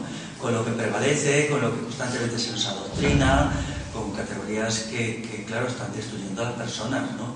Ahora mismo, pues, la característica más llamativa del sujeto es la pérdida de todas las funciones. la función reflexiva, la función convivencial, la función emocional, la función estética, la función de la voluntad. Por ejemplo, la voluntad ha sido anulada, pero es lógico, ¿no? No tenemos que tener voluntad para que las élites del poder decidan por nosotros. Si el sujeto es una persona que tiene voluntad propia, pues entonces ya el poder constituido tiene un problema con ese sujeto, porque va a tomar decisiones y entonces se tienen que ir anulando esas cuestiones, ¿no? Para convertirnos en elementos dóciles. Nos han hecho abúlicos. También, claro, la bulia resulta de la pérdida de los ideales, ¿no? Cuando cree que la vida tiene un sentido y hay una misión autoelegida, entonces tiende a ser dinámico. Pero si piensa que la vida solo es un estar, ahí de cualquier manera, pues un estar intrascendente, entonces la gente se hace pasiva, ¿no? Ahora mismo todo esto ha llevado a una situación límite. Nuestra sociedad está en una situación límite de esto. Y bueno, ya veremos si tiene remedio o no, ¿no? Quizás haya llegado a un punto en el que las características del humano propias del pasado no se puedan recuperar. Entonces tendríamos que plantearnos qué hacer en las soluciones. Quizás sí, quizás no, ¿no? Esto no es ni optimismo ni pesimismo, sino un frío realismo, que es, creo, como las cosas se tienen que plantear, ¿no? Esto daría lugar a otras exposiciones y otras charlas que prefiero dejarlas, ¿no? Por el momento, pero que es muy dramático, ¿no? Porque una cosa muy distinta es que quizá pequeñas minorías logremos algo, y otra cosa es el conjunto de la sociedad. El conjunto de la sociedad está en un proceso de autodestrucción y de degradación espantosa, que lleva ya además bastante tiempo, ¿no? Ya somos quizá la tercera o cuarta generación que conoce estos procesos autodestructivos y degradatorios, ¿no? Y bien, pues se abren interrogantes. Esos interrogantes son dramáticos, sí, pero también nos estimulan. Todo lo que es negativo nos estimula, y eso me gustaría que todas y todos lo hiciéramos, a pensar cómo salir de aquí, o sea, considerarlo como un problema propio, un problema de reflexión individual. Y bueno, pues eso es el libro de Martí. Nos ayuda, pero también es verdad que está escrito hace ya mucho tiempo, casi 80 años, ¿no? Y hay un cambio. La sociedad que nosotros tenemos hoy delante no es la de Martí. Eso, cuando lees las cosas de la época y comparas, te das cuenta. Entonces, los seres humanos tenían entidad. No eran perfectos, pero tenían calidad, tenían una entidad, tenían una conciencia de ser por sí, y eran por sí. No eran creación de los poderes constituidos. Hoy eso cada vez menos. Hoy no tenemos un sujeto que se autoconstruye. Todo el aparato de propaganda y manipulación hace que un sujeto construido desde fuera. Pues si sabéis que hoy se dice que 1/3 del capitalismo es capitalismo mediático. O sea, son negocios vinculados a la industria del ocio, a la comunicación y tal. La industria del ocio es propaganda, la comunicación es propaganda.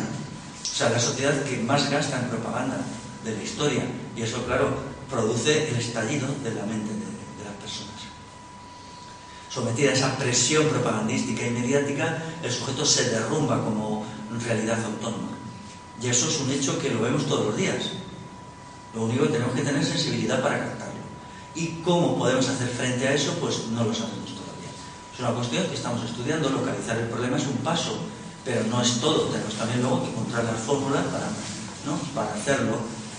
Yo quiero ser optimista al final y pienso que tiene que haber alguna fórmula, pero si no la hay, claramente es el final. Por lo menos como era concebido. Antes ya el humano, antes se definía de una manera, ahora se definirá pues como una persona que no decide por sí misma, que no piensa por sí misma, que no tiene sentimientos propios, que no tiene visiones propias, que no tiene emociones propias, sino que todo es postizo e impuesto. ¿Y no crees que habrá sociedades donde sí que se esté viviendo de forma humana? Estoy pensando simplemente en Marruecos, un viaje que he hecho a zonas campesinas en el río, y sí que veo que están viviendo como se vive antes. Yo tengo mis dudas al respecto.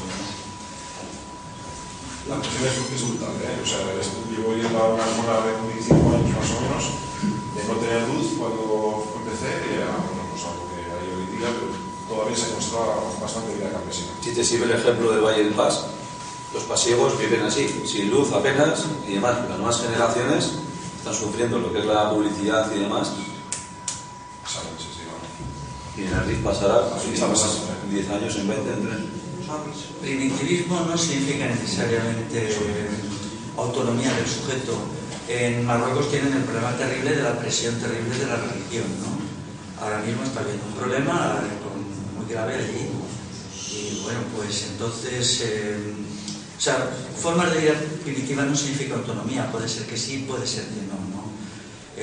Eso hay que verlo y comprobar si ellos tienen ideas propias, autonomía, pero también es verdad que en esos mundos tradicionales, al menos la práctica diaria del sujeto les hacía más autónomo, porque cuando ellos hacían las cosas y no las compraban, no es lo mismo como hacerse una casa que comprarla. Comprarla no te aporta nada, solo tienes la casa, pero si la haces, aprendes a hacerla, te planteas un montón de problemas.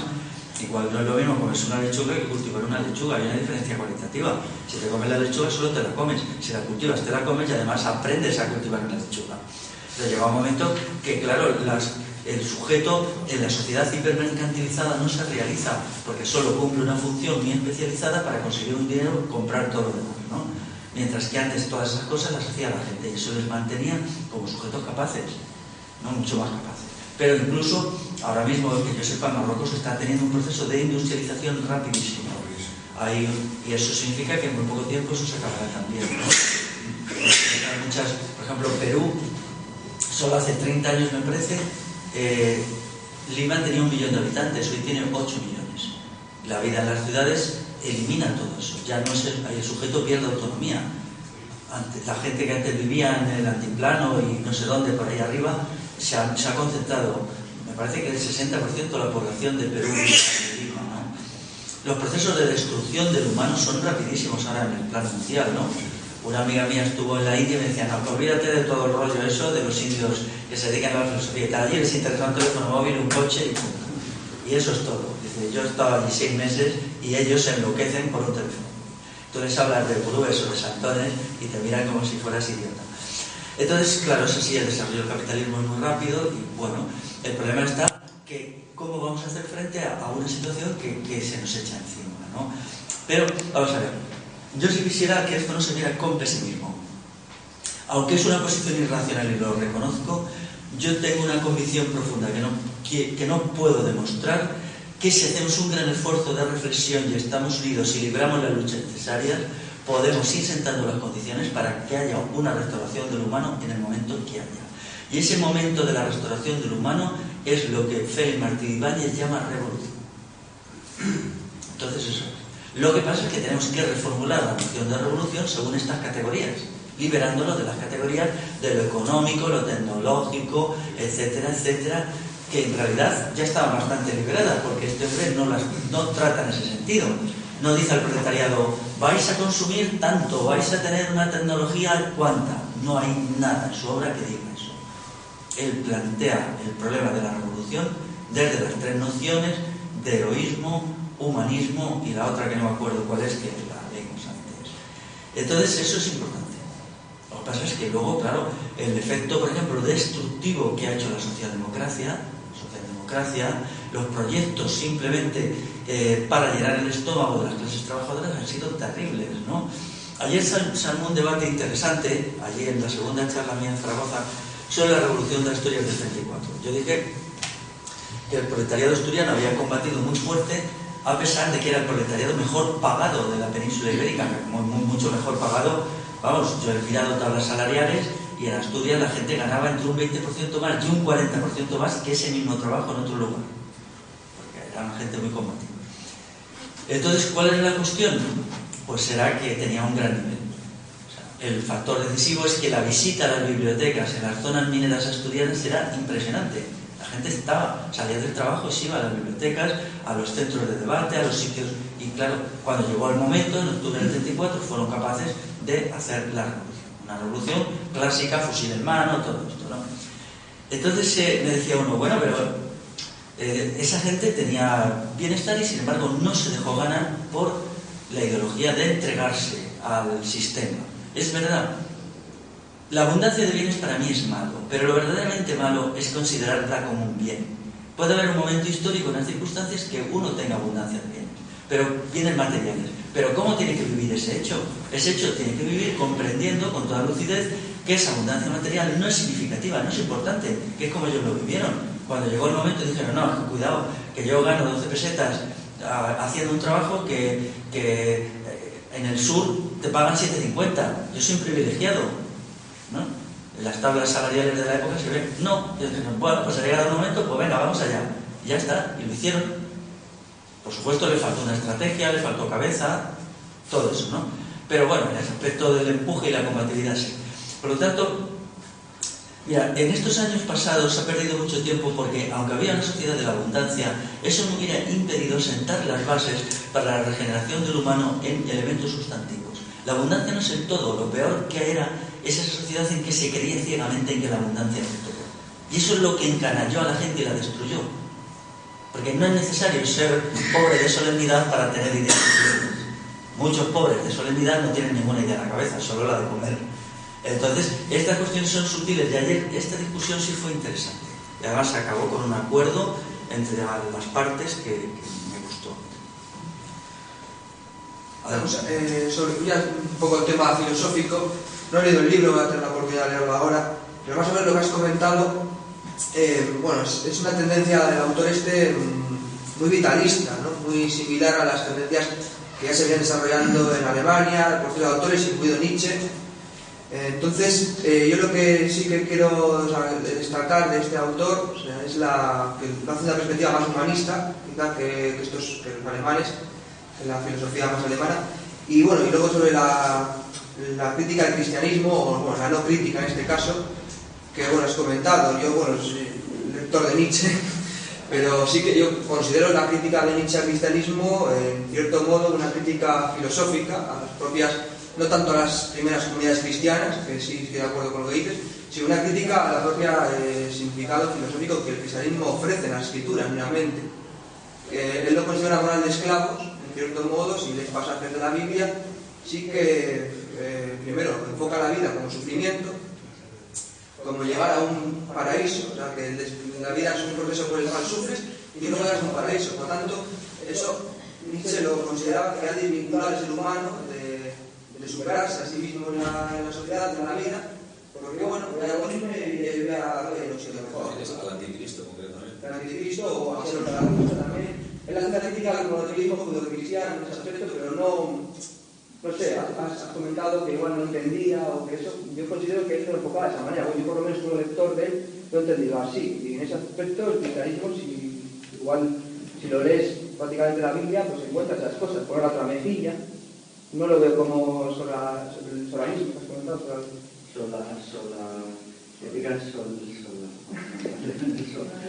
es que no, solaricias, no lo veo así, no es que con los iguales, sino él lo enfocaba con los romanos, con los opresores, a San Pedro, el guarda la espada, San Pedro, o sea, esas tendencias es lo que Nietzsche más o menos ha... De la rabia, ¿no? Nietzsche se quejaba con rabia del lado más, vamos a decir así, más entre comillas, más moral de esclavo del monoteísmo. Bueno, vamos a terminar. Nietzsche no entendía, Nietzsche no era monoteísta. Nietzsche era una persona que tenía una ignorancia enorme. Mira, te voy a poner un caso. A Nietzsche lo que se le ocurrió pensar en lo que es la caballería cristiana. La caballería cristiana ponía la otra mejilla, le partían la crisma que fuera. Todas las órdenes militares del siglo XII eran tremendas militarmente. Eran súper tremendas. Entonces, él construye un discurso que en realidad tiene intenciones ocultas. Vamos a ver, cuando en el episodio evangélico, suponiendo que Cristo haya asistido como persona, que no está probado, ¿no? Sencillamente, el análisis es mucho más profundo. Es que Nietzsche es de una superficialidad total. Antes de los cristianos había habido un movimiento combatiente que eran los esenios. Los esenios iban siempre armados, y los cristianos también. O sea que Nietzsche no lo pilla porque Nietzsche no funciona. Entonces los esenios iban armados, pero hay un momento con la llegada de Augusto, ellos eran combatientes, tenían una idea pues, de defenderse. Entonces con la llegada de Augusto hay un problema. El poder romano es tan fuerte que la lucha armada ya no tenía sentido porque solo podía llevar a la derrota. Entonces ese es el conflicto que hay entre los cristianos y los esenios. Los cristianos dicen, tenemos que buscar una estrategia política, no de una insurrección inmediata, como estaban haciendo los esenios, sino de acumular fuerzas a través de un largo periodo en todo el imperio para que haya un alzamiento general en todo el imperio y no solo en Palestina. Entonces tienen que modificar, por ejemplo, abandonan el judaísmo porque con el judaísmo solo, pero no judío no. Por ejemplo, en el momento ese de que guarda la espada significa No tiene sentido. Guarda la espada porque nosotros somos 4 y estos son 400. ¿Cómo vas a luchar aquí en estas condiciones? Es un problema de táctica militar, ¿no? Sin embargo, en el Evangelio de San Lucas, cosa que Nietzsche no entiende, que dice: quien tenga un manto que lo venda y compre una espada. ¿Por qué? Porque en las circunstancias de la época, aunque los cristianos no practicaban la violencia ofensiva, sí tenían que defenderse de toda una caterva de gente que iba allí a matar a Palestina. Ningún grupo pacifista podría haber sobrevivido en Palestina en esa época, porque todo el mundo mataba a todo el mundo. Entonces la gente iba armada. Hay un estudio muy cuidadoso de la cantidad de gente que en el primer cristianismo había practicado la lucha armada. Y eso tiene razón porque cuando el alzamiento judío del año 70, los esenios que se lanzan al alzamiento son exterminados y desaparecen como movimiento, mientras que los cristianos que no se lanzan, con una visión estratégica más correcta, sobreviven. Por lo tanto, él no comprende nada de lo que está diciendo. Saca unas conclusiones porque él, a priori, quiere hacer algo que es lo siguiente. Él quiere crear el autómata que luego habría en el movimiento nazi, que es una persona deshumanizada que no tiene más ideal que aplastar a los demás. La idea de la violencia del superhombre nietzscheano es el superhombre contra el otro, no con el otro. Es contra el otro, es para dominar al otro. ¿Entiendes? Entonces, en ese sentido, bueno, yo no quiero superhombres de ese. Alguien ha dicho que el verdadero ideal nazi lo realiza la Gestapo, porque el superhombre, cuando tienes a un prisionero metido en la celda de tortura, es cuando eres infinitamente superior a él. Y eso es cierto. O sea, ¿no? Entonces él no entendió que había dos éticas. Hay un análisis de un marxista que ni le cita. No le cita porque no merece la pena citar a Nietzsche. Le dice, pero bueno, vamos a ver, realmente aquí lo que se estaba diciendo era que había dos éticas. Por ejemplo, todo el ideal de la caballería es la mitificación del uso de la fuerza legítima. Don Quijote. Don Quijote era un cumplido caballero, pero siempre llevaba la espada a mano. Y cuando llegaba el momento la sacaba. Claro, y estaba siempre metido en líos. Y él siempre, cuando él dice, ¿quién soy yo? Él se define como la caballería cristiana que ya se había creado en el siglo XI, anteriormente también, ¿no? Se crea una idea de que la fuerza es justa. Y debe ser justa en ciertas condiciones. Pero, ¿cómo? Entonces, eso, Nietzsche critica una caricatura que él se inventa de lo que es el cristianismo, no el cristianismo verdadero. ¿Y qué sucede al nietzscheanismo? Mira, el nietzscheanismo lleva al sujeto a perderse en un conflicto interpersonal permanente, porque es la constante lucha de los egos. Es la voluntad de dominación, la voluntad de poder, constantemente ejercida. Si el sujeto A tiene voluntad de poder y el sujeto B también, hay una lucha permanente. Las teorías nietzscheanas, allí donde se desarrollan, destruyen el tejido social y lo convierten en un conflicto permanente. ¿Quién gana con eso? El Estado. Si es una guerra de todos contra todos, el Estado triunfa porque nosotros estamos debilitados, ¿no? Entonces, yo que he estudiado, por ejemplo, aquí la Orden de Montesa, la Orden de Calatrava, la Orden de Santiago, bueno, es muy interesante. Por ejemplo, los estatutos de la Orden de Calatrava, creados en el siglo XII, establece otra noción. O sea, por ejemplo, allí era impensable que alguien no cumpliera sus funciones. Las milicias concejiles, iguales. El ímpetu de las milicias concejiles era tremendo. Cuando ellos entraban en combate, bueno, el Vilán se aterrorizaba y ellos lo hacían con una conciencia de que estaban construyendo el ideal cristiano. Hay textos muy curiosos de historia del Islam que dice, ¿no?, que se sentían aterrorizados, ¿no?, cuando entraban. Entonces, bueno, es así, ¿no? El mismo alzamiento donatista, que es ahí en el siglo IV, que es un alzamiento armado de los cristianos norteafricanos, ellos combaten muy fuerte, vencen a las legiones y en Roma tardan en dominarlos casi 150 años. Crean un movimiento además muy popular, como una especie de milicia cristiana, se llamaba Milites Christi, y esta gente pues iban armados, eran como unas masas enormes de gente armadas que iban atacando a los terratenientes, a los dueños de esclavos, todo esto, ¿no? El movimiento donatista es una cosa fundamental. Precisamente, mira, el análisis cristiano da la razón a lo que había sucedido con Espartaco, y es muy probable que alguien en el cristianismo hubiera leído un texto sobre lo que pasó. Porque ¿qué sucede en el movimiento de Espartaco? Que lo que falla es la calidad del sujeto. O sea, el acto insurreccional no puede ir más lejos porque el sujeto no tiene calidad. O sea, la gente enloquece cuando gana las primeras victorias. Entonces, Entonces, todos los ideales que luego aparecen de autocontención, construcción del sujeto, espíritu comunitarista, todo esto son en parte una respuesta a la experiencia fallida de Espartaco. Entonces, claro, todo esto le faltaba a Nietzsche. Ahora hay un historiador sobre Nietzsche que explica que, por ejemplo, hay que entender a Nietzsche en el contexto que lo escribe. Él pidió que se fusilara a todo el mundo de la Comuna de París. Él era un monstruo, era un tío de la extrema derecha, pero de la extrema extrema. Y entonces él creía que el superhombre era un matón que iba por ahí él se indignaba cuando decía, no, los comuneros solo han fusilado a 25.000. No, todos, que sean todos. Y eso se ocultó para que su filosofía pudiera penetrar en las clases populares. Este hombre, os recomiendo sus libros, se llama Nicolás González Varela, es amigo y yo quiero hacer un acto con él, a ver si ya de una vez, entre él y yo, que ha estudiado todo lo de Nietzsche, podéis buscar en internet. Yo tengo cosas colgadas en mi página suyas, a ver de una vez si ya tratamos a Nietzsche en su contexto y lo ponemos en el contexto para que se aclare la cosa, ¿no? Bueno, una cosa más, o lo dejamos aquí, porque Pues como queráis. nos quedamos aquí por la hora. 2 horas aquí estarás. Muy bien, pues lo dejamos aquí. Muchas gracias.